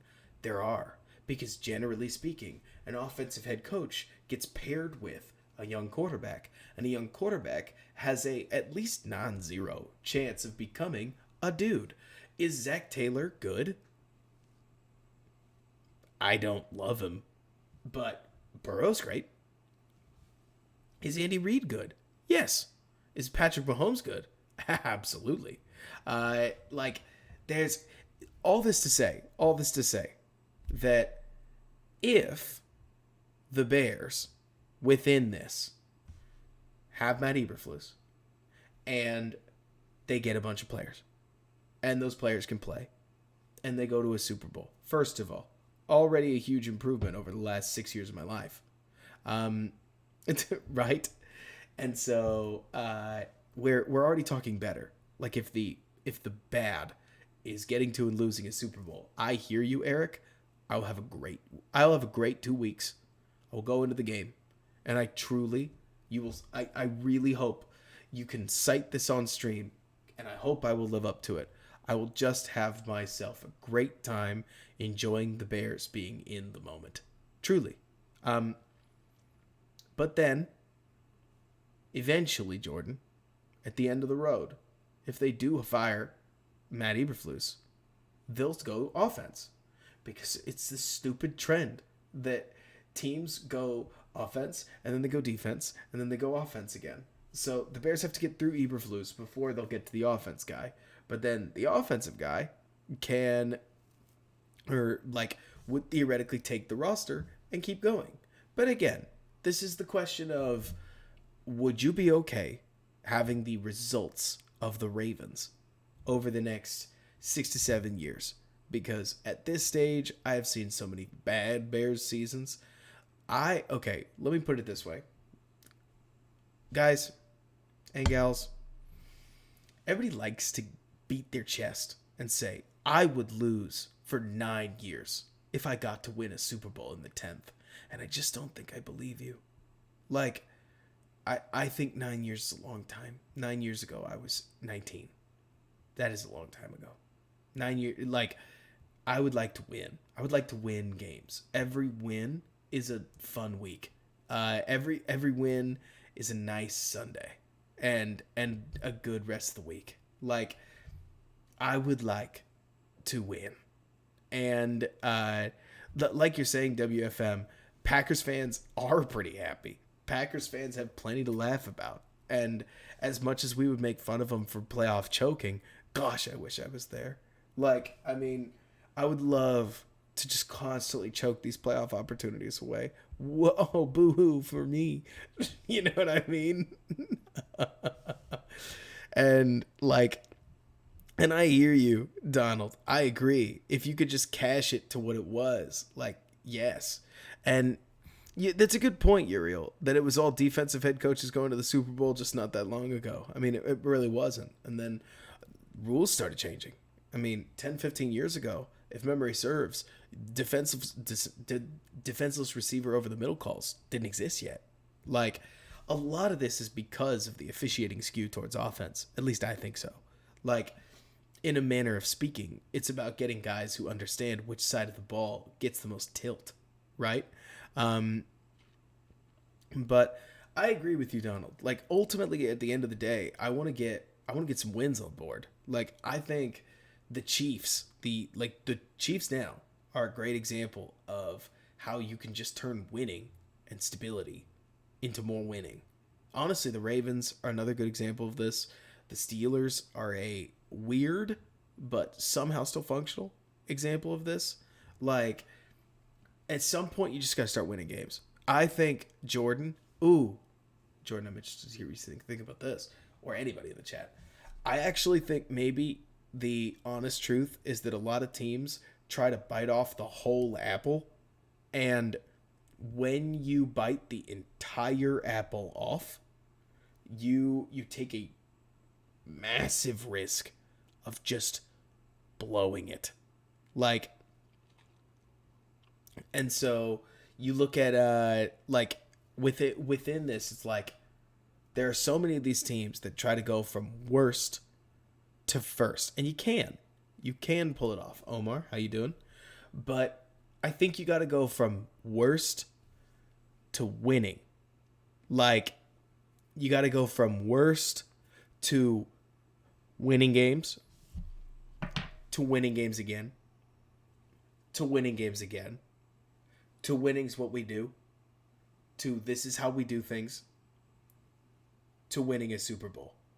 Like, I agree with you, Donald, but at the same time, I don't know. I actually think, Donald, at the end of the day, you should strap in, because you're forgetting how many rookies you're going to start. And when you start that many rookies, 8 and 7's not 8 and 7, 8 and 9, 9 and 8. It's a fine season. It's a 10-7 season that had its moments, right? And that's okay. Like, to be clear, 13-4 the year after that, or like a 12-5 season, still the 2024 ideal, right? Assuming that Justin Fields takes that step. But with within that, it's like next season is a whole lot of reps. Next season's basically the funnest version of this season. Can we be real? Like, next season, they're going to add free agents across the board that are probably going to be relatively young. I mean, we'll see. Maybe I'll eat my words. They'll start a bunch of rookies, a lot of rookies, especially if they trade down. They'll start a lot of rookies. And the year after that, they will continue to start a lot of rookies. But they will also, like, add some sophomores that are ideally taking a step forward. Maybe even like Braxton Jones, guys like that, taking a step forward, getting a little better. Cole Kmet beginning to assert himself, hopefully. Darnell Mooney beginning to assert himself. Add Marvin Harrison Jr. And then in 2025, they'll be cooking. You know what I mean? They'll need to extend Justin Fields. There will be a big argument over whether he's worth the $60 million that he's ultimately handed, because that's just where the market's going. Which is just crazy. And I agree with you, Tim. Like, things are changing faster in the league. The nice thing is that by turning number 1 into number 4 into either another trade or a sweet player, the Bears were able to add so much cheap money, like cheap talent, on their roster that even with a 50% fail rate, you add 4 really good players. This is how the Eagles have been doing it. Like, Mickey Loomis had that crazy draft in, was it 2017? Where he basically reset the Saints in one off season. Like, it happens, you know? I agree. I agree, Jordan. It sounds far-fetched. We went through it on the start of it. To me, the only reason it makes any sense is because of the bizarre factors that like are in play for the Bears right now. But we got to wait to see what happens. I mean, the big thing that I look at is the fact that right now, well, Foster, actually, you're kind of making my point for me. We're in agreement where with trading down number 1, especially if you do 2, but trading down number 1 allows you to take what should be 1 player and make it 4, make it 5. And like you're talking about, John, exactly. By creating this ability to just add a ton of picks, you can fail cataclysmically and still come out with 4 to 5 All-Pros. Like, I mean, you could just whiff and whiff and whiff again and whiff again and whiff again. You can get your Andre Dillards, you know? You can get your, what was that safety's name? The one who just flat could not play. Maybe he was a linebacker. Like, I don't know a ton of Eagles, but I know just enough Eagles to know that there have been some of these picks that have just been disasters, but they have enough. They have so many picks that who cares? Why does it matter? And within that, I mean, WFM, you're right. Nobody thought Hurts would be where he was today, and kudos to them for picking him. But it's like, it's let me see, Carter or we'll talk about that later, Foster. But like within that, I look at the Eagles, I look at the where Poles and the Bears sit right now, and I think to myself that all they got to do, it's not this easy, but all they got to do is just think about what this roster would be if they injected over the next 2 years 30 cheap cost controls contracts, or maybe like 25. And Jordan, I agree with you, but at the same time, I also think that Howie was just a little bit ahead of the curve, understanding that first of all, BPA on their board was Hurts, and second of all, that Wentz was losing it. I mean, we're the ones who give quarterbacks the benefit of the doubt, and yet Sean McVay held on to Jared Goff that few too many seasons, and it cost him some value that he could have potentially recouped had he and his team been just a little bit more spry about it. But that's okay. And I agree with you, Jordan. I mean, assuming that one thing, like, man, Jay Sanders, you're telling me The bright side is, Jay Sanders, you got to remember, where does the assistant GM come from? I'll leave it to you to answer.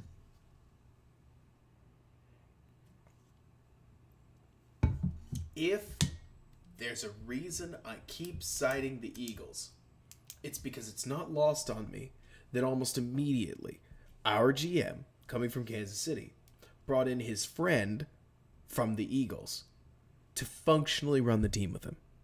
I mean, not to mention, like, Jay Sanders, he came from Philly. Like, I thought you knew. Ian Cunningham was an Eagles guy forever. And then he came over to the Bears. And you're exactly right. He will be gone next year. When he goes next year, he will likely get a GMing job. And when he gets a GMing job, the Bears will get 2 third-round picks on account of it, which would be sweet. But within that, it's like, I hear you, Jordan, because that's definitely like a whole different process. But starting with a whole bunch of like picks is a great way. Like, honestly, 1 to 4, I don't know. We could talk trade ups till the cows come home. Let's finish what's going on with Jacoby Myers, just so that then I can go to sleep.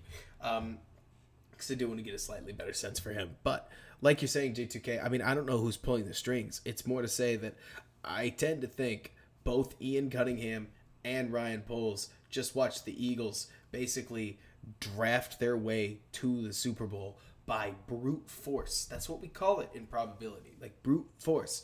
Taking the most bites at the apple and just brute forcing your way to talent. Getting an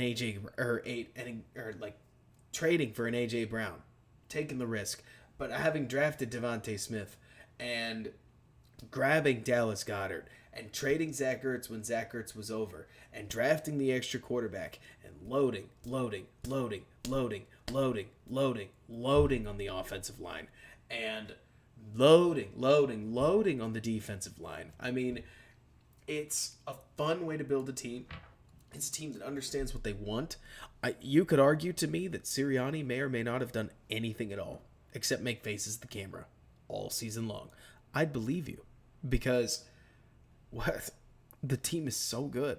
Like, the team came that close. Honestly, the fact that the Chiefs made that a game, I don't know. Like, the Chiefs aren't a bad football team. Any team with Mahomes on it is just not bad. And I don't want to hear it. But at the same time, that Eagles team was stacked.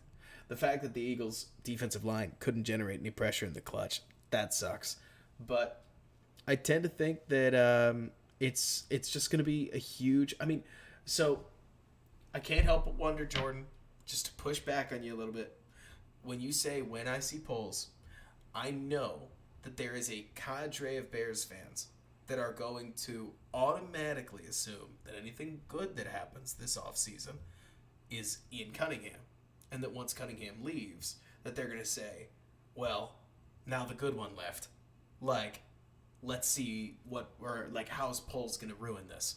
I think that there are a lot of Bears fans, and I don't blame anybody, that are not willing to be optimistic anymore. And again, I don't blame anybody.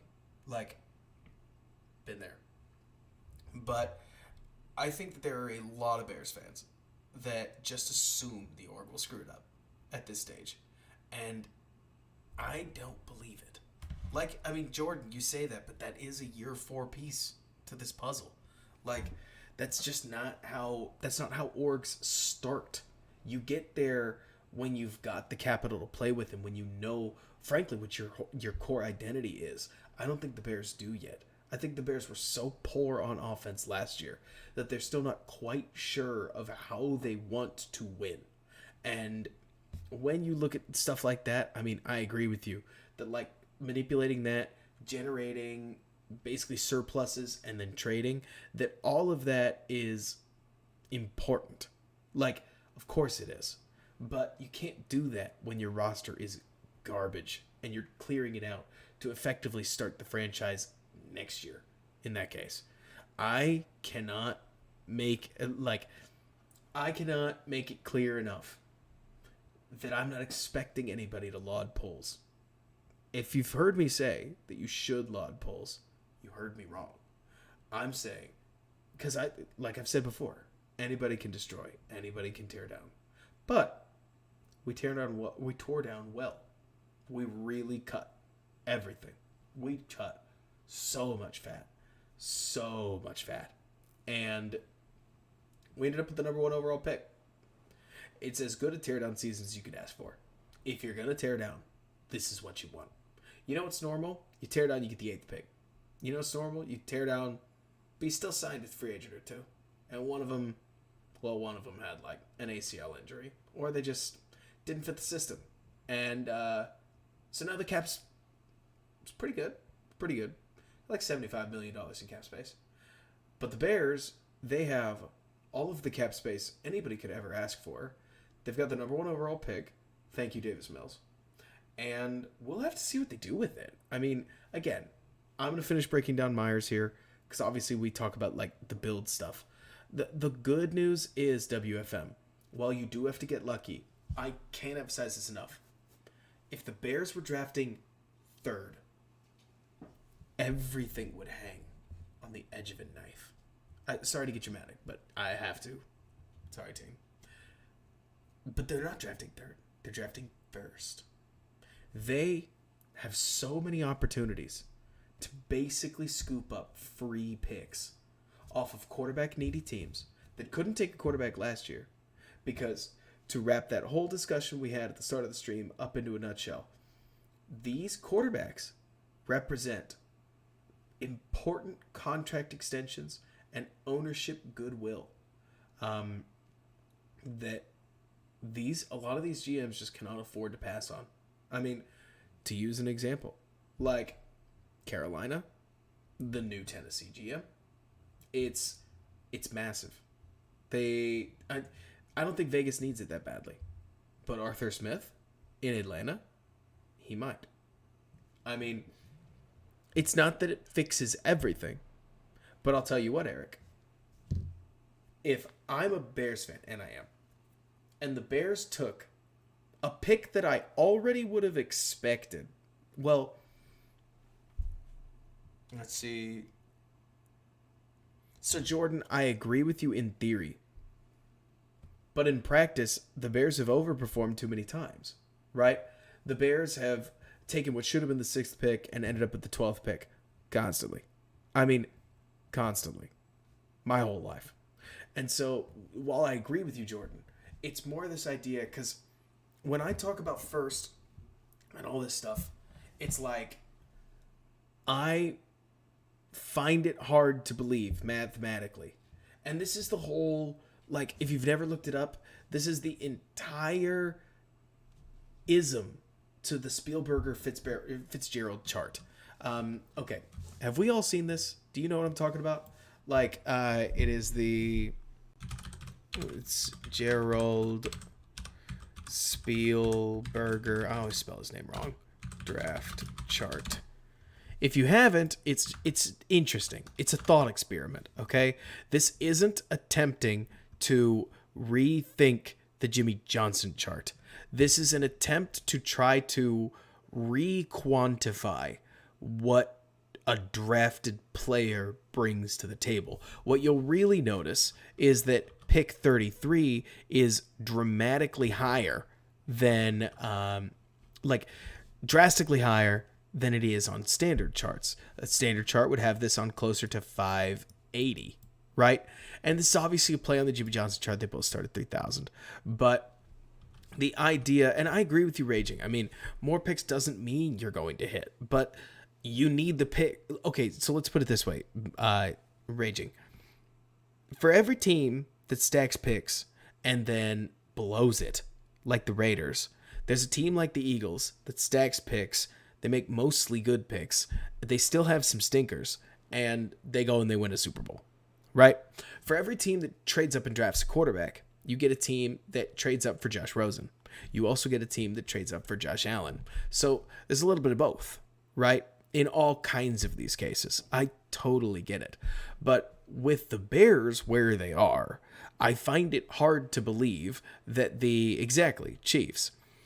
I can't help but think Raging, that the Raiders are an example of how to cataclysmically screw up the, like, how to screw up the idealized scenario, basically. I mean, it's not that easy, but I don't know. Part of me doesn't even know what I'm trying to say, to be completely honest with you guys. But the gist ultimately comes down to the idea that if the Bears, huge if, never happened before, if the Bears do pull off going from 1 to 4 to any of the destinations possible from there, maybe Vrabel wants that new quarterback. Maybe Carolina can't live without. Maybe Washington wants to get into the mix. Maybe probably not Vegas. All kinds of guys, all kinds of teams could jump in. If they did, you're looking at turning. This is the big thing, Jordan, right? Because the Bears have lived their whole lives where we have I mean, honestly, for over the last 4 years, how many first round picks have we even had? 1? Like, is it just Fields?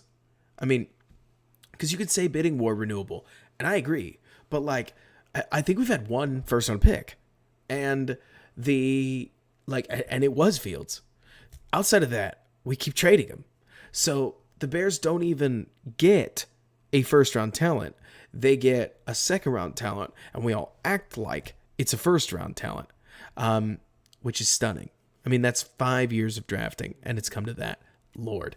Anyways, when you talk about draft positioning not mattering, I feel like what you're forgetting is that it's not just according to this chart. This chart actually isn't helping me as much as I wanted it to in this case, is that sacrificing going from here to here when you are really, really bad, especially if you manage to do it in 2 jumps, where you go from here to here, could net you, I'll just circle a bunch.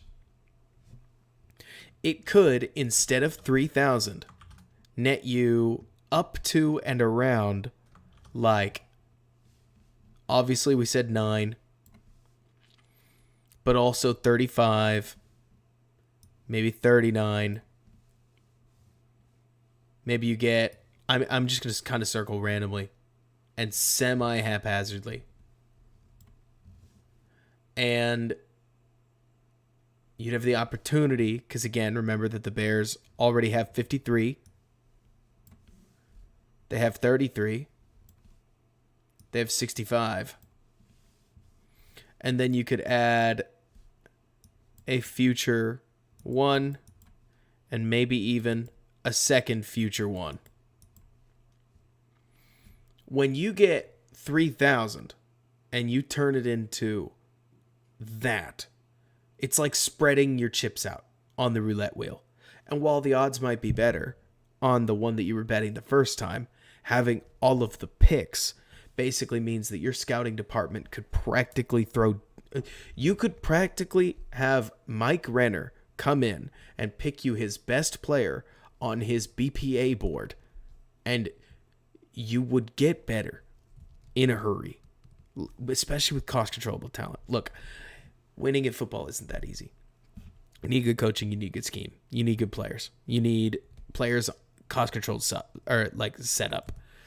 And you're exactly right, Raging, that every role you start over and you have to ignore your previous roles. But I also worry that you're betting too much on one role. I mean, the net probability of multiple events. Okay, so let's pretend that we were scaling the probability, and it starts here at 70 and it goes down to, what do you think? Like, what do you think it goes down to? 50%?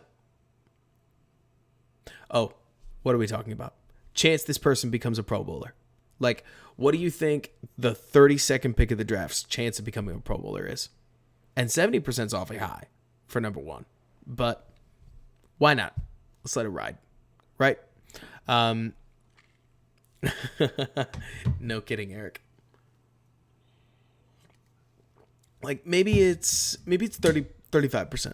Maybe it's 40%. Maybe it's lower. But if at that point, Like, honestly, actually, I am curious about the standard deviation at this point. But what, Donald, when you say these aren't independent events, what do you mean? But all that to say that, like, the Bears' biggest problem right now is that they don't just need one Pro Bowler. They need, like, 4. I mean, if this roster's actually going to be good, you absolutely have to, let's see.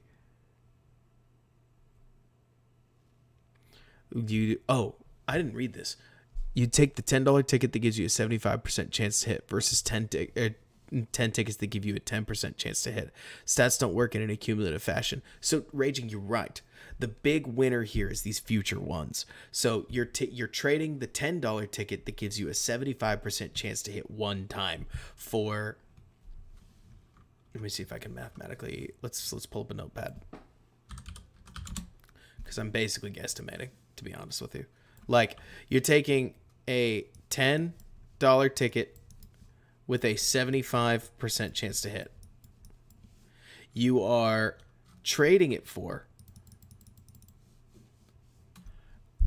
a what would be a second round pick? Like a $2 ticket. We're gonna make it a $5 ticket with a 15% chance to hit. Another $5 ticket with a 17% chance to hit. Potentially 2 $10 tickets. That's the first round picks.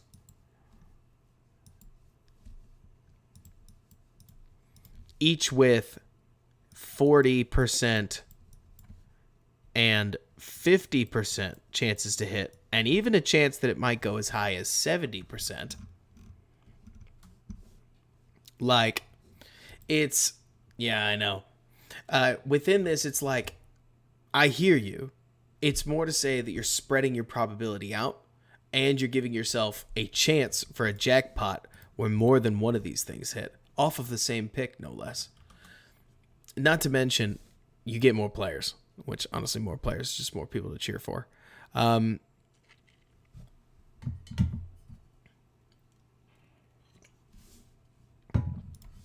right, I'm going to focus and watch Jacoby Myers with you guys, and then we are going to go to sleep.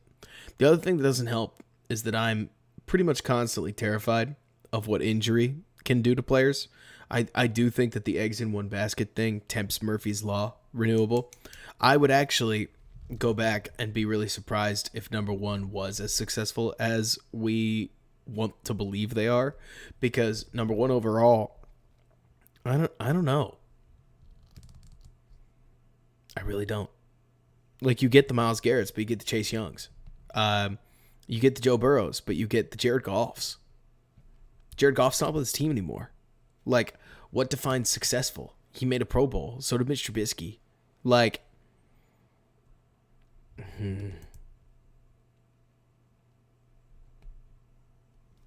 It's a nice little route.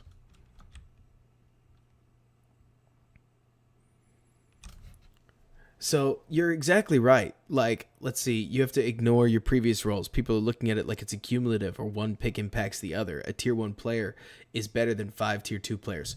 That's a good question. Are they? Is a, let's see, is a, well, that's the other thing. First of all, George, you say basically bye-bye generational talents, hello, a lot of possibilities. Well, first of all, you're not necessarily giving away the generational talents. Second of all, Raging, Aaron Donald was not a top 5 pick. That argument doesn't actually work. Like, when you say Aaron Donald, you assume that Jalen Carter is the next Aaron Donald. Solomon Thomas was number 2 overall. Aaron Donald was number 9. So to suggest that trading down to number 9 doesn't net you Aaron Donald is a logical fallacy. Like, that's the other problem, isn't it, Raging? That we like to make the argument that giving up on number 1 overall implies you won't get the better player. But we don't know. Like, what are the chances that Tyree Wilson is better than Will Anderson? I don't know, but it's possible. And it's happened. Like, there are plenty of times where the boomer bust guy taken at 12 dominates. Like, absolutely just dominates the league. And at the end of the, like, Jordan, I tend to get where you're coming from, but it seems as if draft picks, okay, so it's not the picks and it's not the Pro Bowls and it's not everything working. It's cheap contracts. I had it explained to me from Brad's perspective as a bunch of cheap contract value, and I thought that made all the sense in the world. It's basically low to no risk, like getting people or like watching people play. Right, renewable. Let's see. When it comes to DL, the hit rate in the top few picks is generally much higher. Yeah, it is. Let's see. You have to, if you have dependents, all you have to factor in is, let's see, Bosa's, Max Garrett's. Yes, you definitely, like, it's definitely better. The big problem there becomes injury and like stuff like that. Yes, Marco, 100%. Let's see. I don't think it's close regarding skill set. This level translates a lot more. Our own John here has some major issues with Carter, but I agree with you, Raging. I mean, to me, Carter's less of a question. The problem that I have with Jalen Carter, to be completely blunt with you, is that I don't think the Bears are in position to where if they get Carter, okay, so the big problem right now is that Justin Fields is in the third year of his contract. And so if you spread the wealth a little bit and you end up with, I don't know, I think it all depends on future first. I think every time we have this conversation, if it's a matter of moving down for 2 in a second, I don't care. I mean, I really don't care. But if we're talking about getting future first round picks, that is free money discounted for no reason. I mean, that is, you mentioned the $10 ticket with a 75% chance to hit. Like, who's to say where the Indianapolis Colts are going to end up next year? We don't know. And within that, I mean, the Chicago Bears traded the New York Giants their first round pick thinking Justin Fields was going to make everything better. They drafted number 7. They didn't get their own pick. Like, let me see. What do you so let's see, dependence can be ignored, produce an average probability, empirically wrong. If we were right, the performance outcomes would be no different for the first and the 7th round, but they aren't by a lot. I believe text is going to make this one hard. Let's see. The Dolphins feasted off of one single first-round pick they got from the Texans that turned into number 3 overall. They turned that into Waddle, Hill, and Chubb. Exactly. I mean, you can manage it. Literally, it's just a matter of what they do with it. I mean, draft picks in aggregate can get massively overrated, easily. But at the same time, single picks can end up complete buffs or massive generation-changing players. Let me see. When the Jaguars drafted Josh Allen, where was he drafted? Like, because I could have sworn I remember it being pretty high, but then he was, or maybe it was, there are a couple different Josh Allens. Gosh. 17th? Makes sense, Marcos.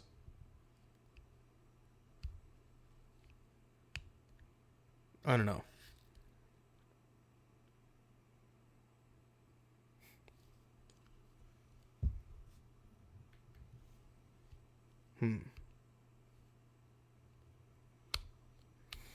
It's never been an easy question to answer.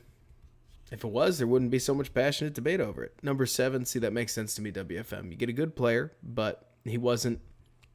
It's not that I'm trying to focus on Josh Allen, because I think that's the bigger problem here, isn't it? It's over-focusing on anecdotal evidence. We talk about how to get the best player, but, like, 8 can be Leonard Williams, and then 9 can be Aaron Donald. You could pick Josh Allen at, well, or not Josh Allen, Josh Rosen. It was either 9 or 11. And then a couple years, what was it, later? I cannot remember. Maybe the same year.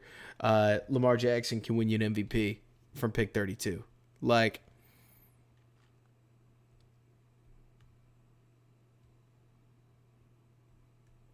well, the other issue is raging that, like, A tier 1 3 tech.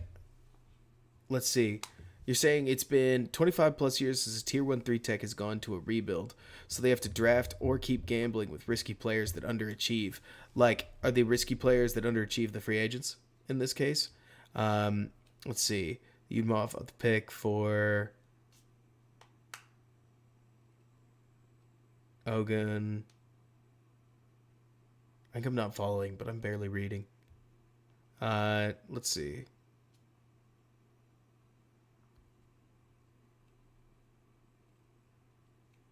No, WFM, I don't think anybody's on Sewell's level. I think Paris Johnson's good and pure, but I don't think he's a dominator. That's for certain. At least in my opinion.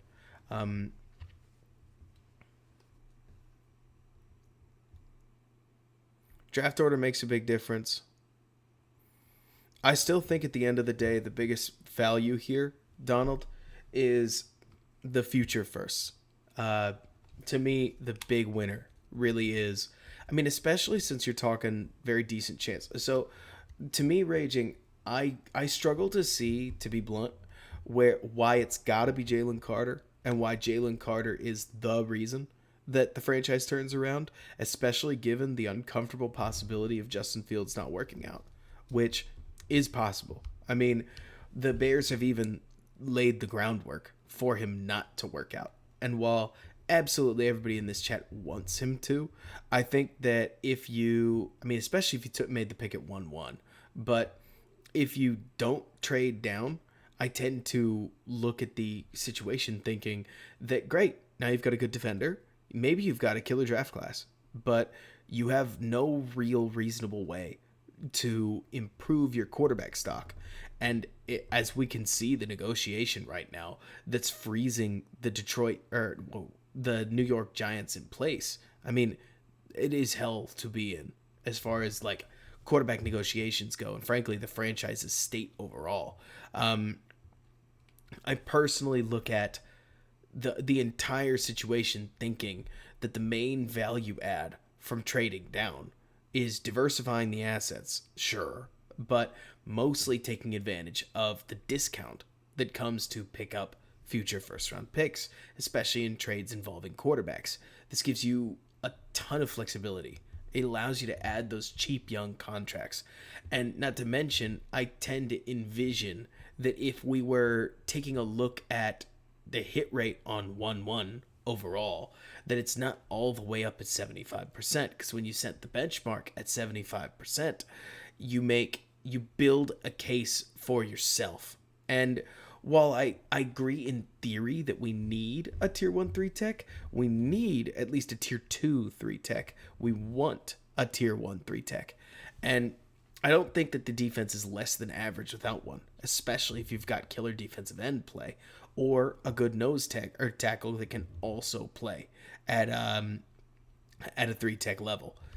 Jordan, I don't think it's a matter of looking at Anderson and Carter and not being sold. They're very good defensive players. I think it's a matter of looking at defensive players and not thinking, to be honest, that they do enough to give up on the opportunity to add more at other positions. One player, while important, is only so much. Khalil Mack can only do so much. And when you trade down, especially if you do pick up those future firsts, I'm of the belief that you set yourself up for effectively, like, you basically build in the opportunity to overperform much more than if Jalen Carter lives up to his potential. Because if Jalen Carter becomes the best player in literal history, then probably he was worth the pick. But he still may never win a playoff game if other basic dominoes don't fall for the Chicago Bears, which is backbreaking in my opinion. And Raging, you say that, but most Indy fans agreed that Al-Qadim Muhammad was way better off gone than still in Indianapolis. I don't think a lot of people wanted him there. At least when you went and talked to Indy fans, they didn't understand Eberflus's consistent desire to continue to play him. And yeah, then he got here, he had no help, and he got destroyed. But that's how it goes. Um, yeah, Marcos, it's not a bad way to put it. Uh, I would love that if they did Marcos, but that's an awful lot of trading. I don't know, and I tend to agree, Jordan. Like, I think letting Frank Reich walk was just wild. We'll see. We'll see how it all goes.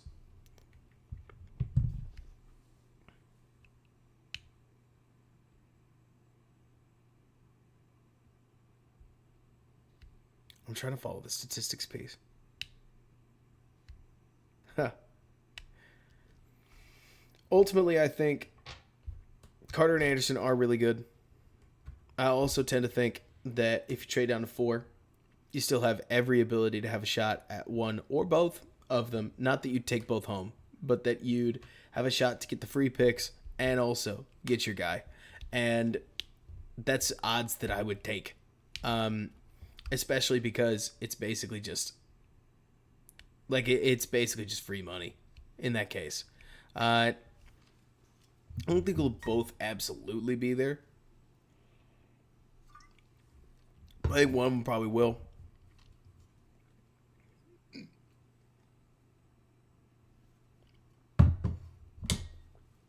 At the end of the day, I think if the Bears took Tyree Wilson, they're not going to have any problems. But they'd probably do that at 4. At the end of the day, I think if anything, going down to 4 saves Poles from making a decision that would probably put his job at risk. I do think if Ryan Poles takes Jalen Carter, that the Bears are pretty much immediately going to fail. Like, to be completely candid, not Carter specifically, but I think if they take Jalen Carter at 1-1, that they're going to they're going to force a receiver pick at 33. Then at 53, they'll probably take the best single offensive lineman they've got. And then at 65, they would probably take another interior defensive lineman. And they'd probably be all right. But it's pretty much all going to hang on Justin Fields at that point. Like, I don't know. I think picking at 1-1 is just a horrible idea for Chicago. I think the opportunity for surplus value is just too easy to scoop up. Too easy to scoop up. Especially to very, very, very likely end up exactly in the same place. Like, well, at least get the same players plus more. But I hope not renewable. I don't think they went through all of this just to do that, to be honest. I'm going to roll the tape. Myers has a neat little route here. Man, that'd be awesome, Jordan. Van Ness seems like such a flus guy, by the way, Jordan. As much as you liked Van Ness, you forgot to point that out. Like, that he's so flus. He's so flus.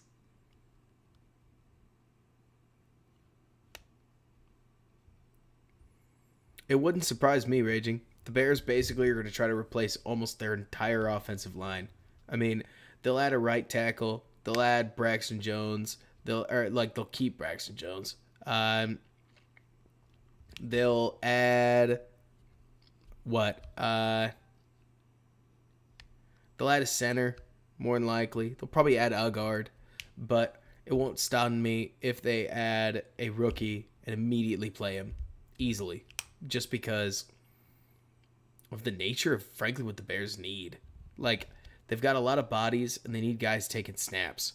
Because I actually do expect them to play some rookies. I don't think in 2014 they're as desperate to win as we will want to make them. I think they need to win more than 3 games. That's for sure. But I don't think that they have a desperate need to make the playoffs, for instance. Playoffs would be great. But I think they're going to try to build this thing for the long haul. That's just my guess. They just tanked for number 1. They'll try to go worst to first, sure. But, I don't know. The North's in a really precarious place.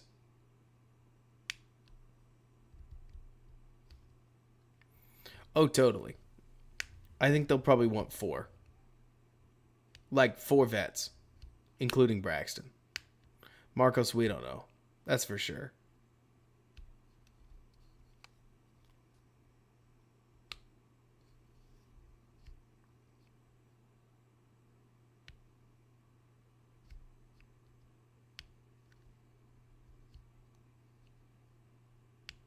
That'd be fun.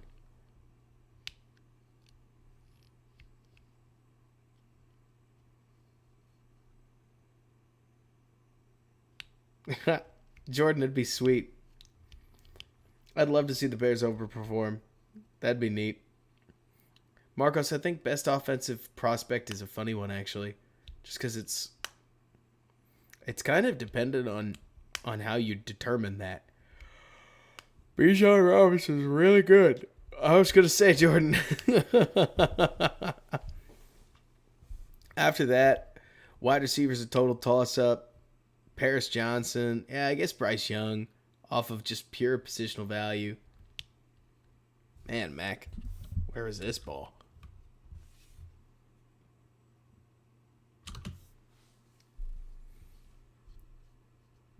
What are we doing?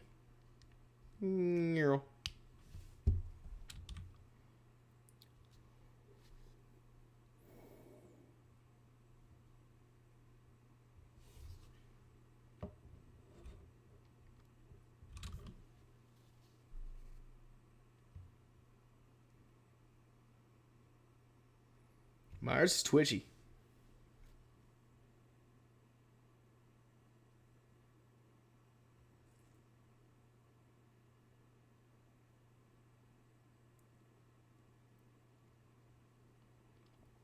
Shoot, John, where are you pulling the numbers from? Is this a guess? Or are you actually finding real numbers? If you are finding real numbers, are you going to make this fan post? Because it's sweet. Like, if you've actually found a way to quickly, like, scrape exactly what these numbers are, that is legit. This is exactly what I'm talking about. It's what makes Myers, I don't know. I don't want to exactly say realistic. But yeah, I know, Cody, when I talk about wanting JSN, like, Myers is a lot of what we'd be looking for. Like, that's the third down play that the Bears are just desperate for. Desperate for.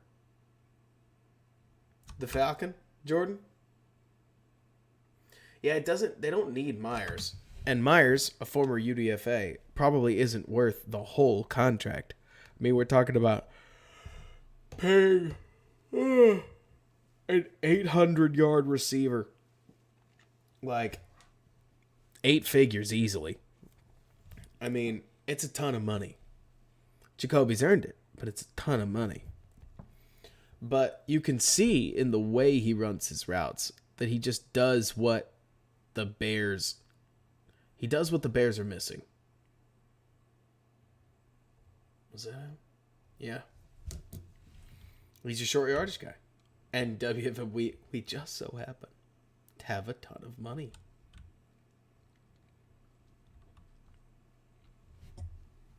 Let's see. So, renewable, does it not pop up in the chat?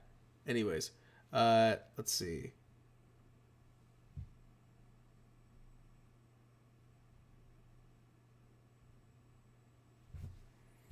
I think Perry late makes a lot of sense while we're talking draft stuff. Let's see. The numbers we found. 1 through 10, 55% Pro Bowl. 11 through 12, or 20, 44% Pro Bowl. 21 through 30, 33% Pro Bowl. So pick 16 is somewhere around 39, while 4 is around 58. John, didn't you say 11 through 20 is 44% Pro Bowl though? So how did 16 end up 39?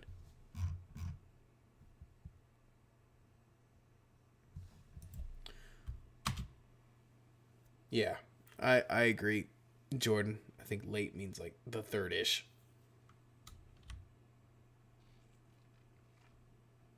That's what that, at least with Perry. Yeah.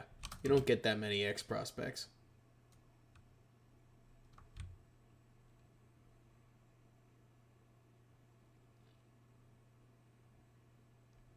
I would love for a Bears drafted player to make the Pro Bowl. Not even immediately.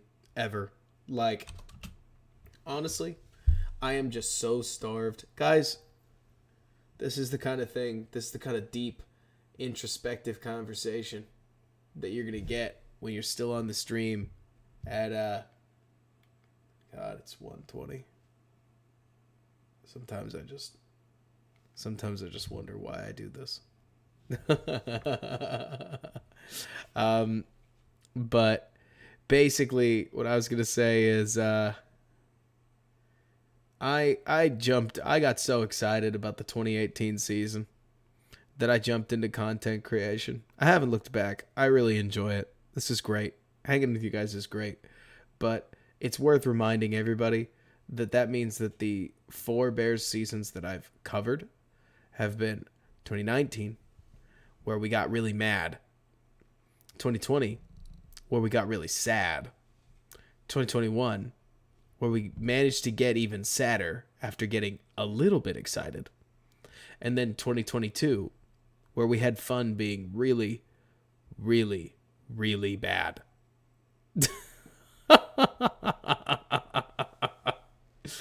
and I would just love for a normal year. I would love for us to get to talk about the intricacies of whatever we're running on defense and how the Bears wanted to step out and play on offense and what they were angling for and everything in between, instead of literally, I mean, how far did we get last year? Week 7? Week 8? Where we literally said openly on stream, yeah, we're just not going to watch the defense because none of it matters anymore. And it's pointless. I mean, like, who knows? Maybe that'll prove to keep being true. Yeah, you bet, Foster. Anytime. So fun. Myers' snappy little route runner. He's not always going to be easy. But, oh yeah, renewable easily. He's not always going to be open, but he's open a lot.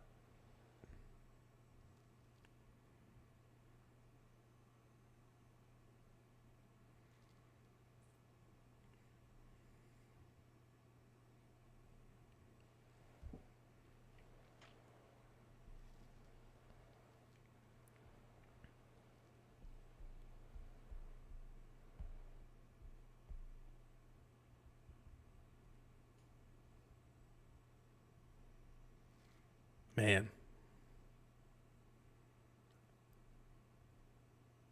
This is what I get for calling myself a capital N nerd. A statistic argument is breaking out, and I truly cannot follow it. I mean, props to you guys. Oh yeah, Jordan. It's a terrible offense. I don't even know where Patricia has his eyes. Like, Mac Jones is not this bad a quarterback. Oh, Lord. Lou, though. Lou is a dude. You mentioned that, Jordan. It really does go underspoken how bizarre it is that a lot of these super, super sweet defensive coordinators just don't get hired. Like Lou, like D'Amico Ryans. I mean, tons of these guys, they just like camp out with solid to good offensive coordination, and then they're just absolutely slamming defensive coordinators. Absolutely slamming defensive coordinators.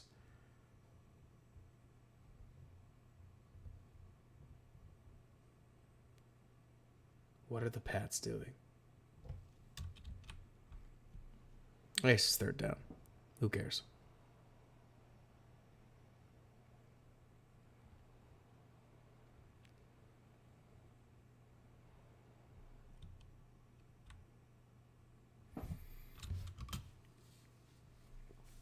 I don't understand how Lou doesn't have a job, but I also know that being an HC isn't the same thing as being a defensive coordinator, and frankly, I've never been good at drawing that line either. Well, team, we didn't do near as much actual film. We got distracted doing pretty much literally everything else. But here that it's just about 1:30, we are going to close up, which makes another stream that went too late. But what would it be? If what would we do here if that wasn't what we did? Let's see. Jacoby Myers fits. I don't know if he's a perfect fit, but it does fit. He's going to want a ton of money. I have no idea if that's going to vibe. But frankly, just signing him at all will, I don't know. I think Justin Fields would like him. Fields likes his guys open. Myers gets open. I think Myers is a pretty specific player. Like, he's kind of your slot-only guy. Which, hey, you can do a lot with a slot-only guy. But, still.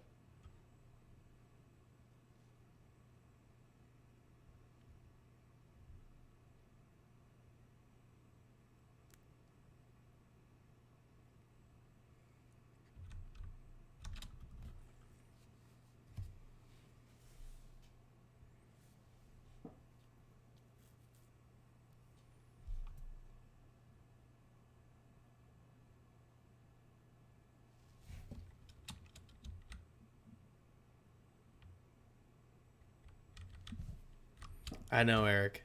That's on me.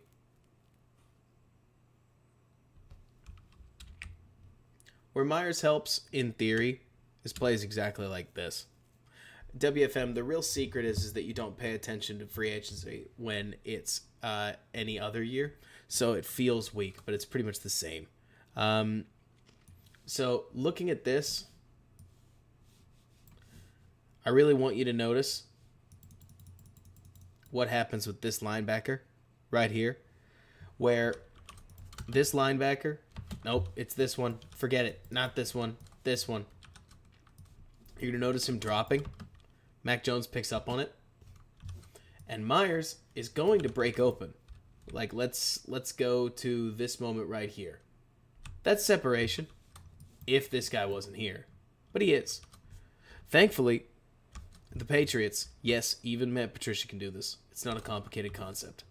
Have built in a inside release with a post, or I guess it's a corner. The QB didn't quite look him off. It's more like the QB saw him and then just transitioned. Right? And so he threw it. Kudos to him on time. Maybe realizing, maybe not realizing. More than on time. It's actually really nice anticipation.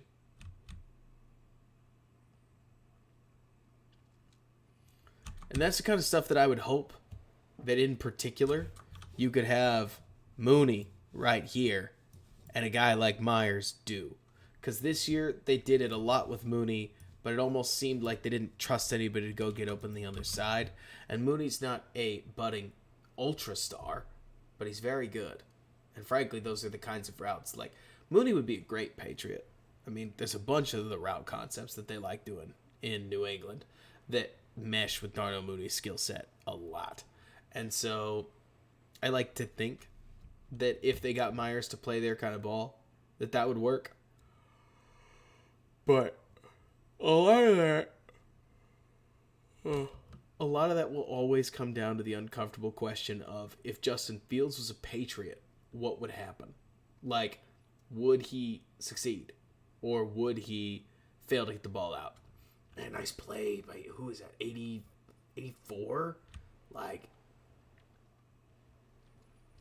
oh man. Recognition. Go get that ball. He obviously didn't catch it, but he stopped an interception.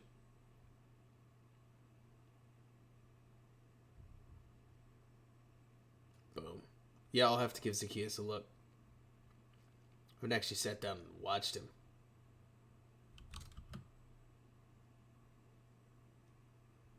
Oh, Lord.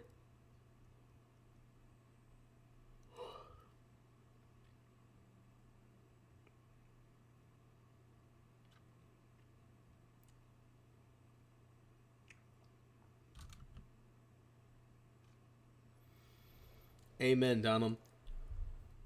I like that comment because it's the truth. But hey, maybe it's because they just have a better team. Been saying that for too long. Ooh. Ooh. I want one of these receivers that can catch a ball like this.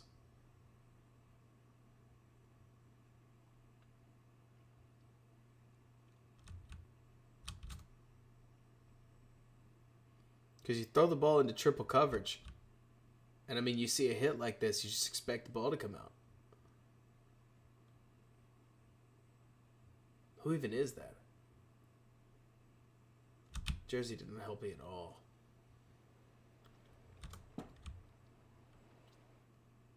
Was that 3-stepping out?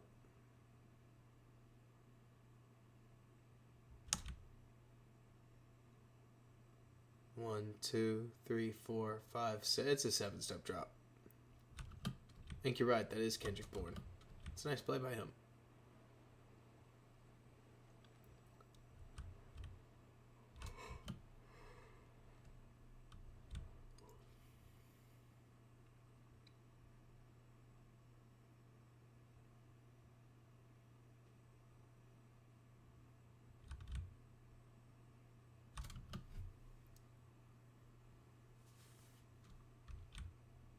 I think that's a good call, Josh. Just set them all. Kim, I don't think Lazard is such a bad ad. I'm more for him than I frankly, I've surprised myself. But you got to remember that if they do bring in Lazard, it's not to be a superstar. It's to be a catch-all wide receiver 3 that is a wide receiver 4 in a worst-case scenario. And I mean, a lot of data is holding out that you need talent on your wide receiver 4 spot. You need your wide receiver 4 to basically be a wide receiver 3. So the fact that he caught 500 to 700 yards would not fit that bill. He's played X, he's played inside, he's played Z. He can do it all on this offense. But I hear what you mean, especially if he gets paid too much. Guys, it's late. Shoot me ideas for future streams. I'll be in Indy next week, so chances are one isn't happening. But super fun. Always great getting to catch up every single time I do one of these. And first of all, see all you guys, but also when you guys immediately come in and are like, "Oh my gosh, he's back!" I'm like, obviously I need to do a stream once a week. All right, so we're just gonna try to keep that cadence up and see what happens. But until then, guys, always great hanging out. Have a great night. Bear down. And thanks so much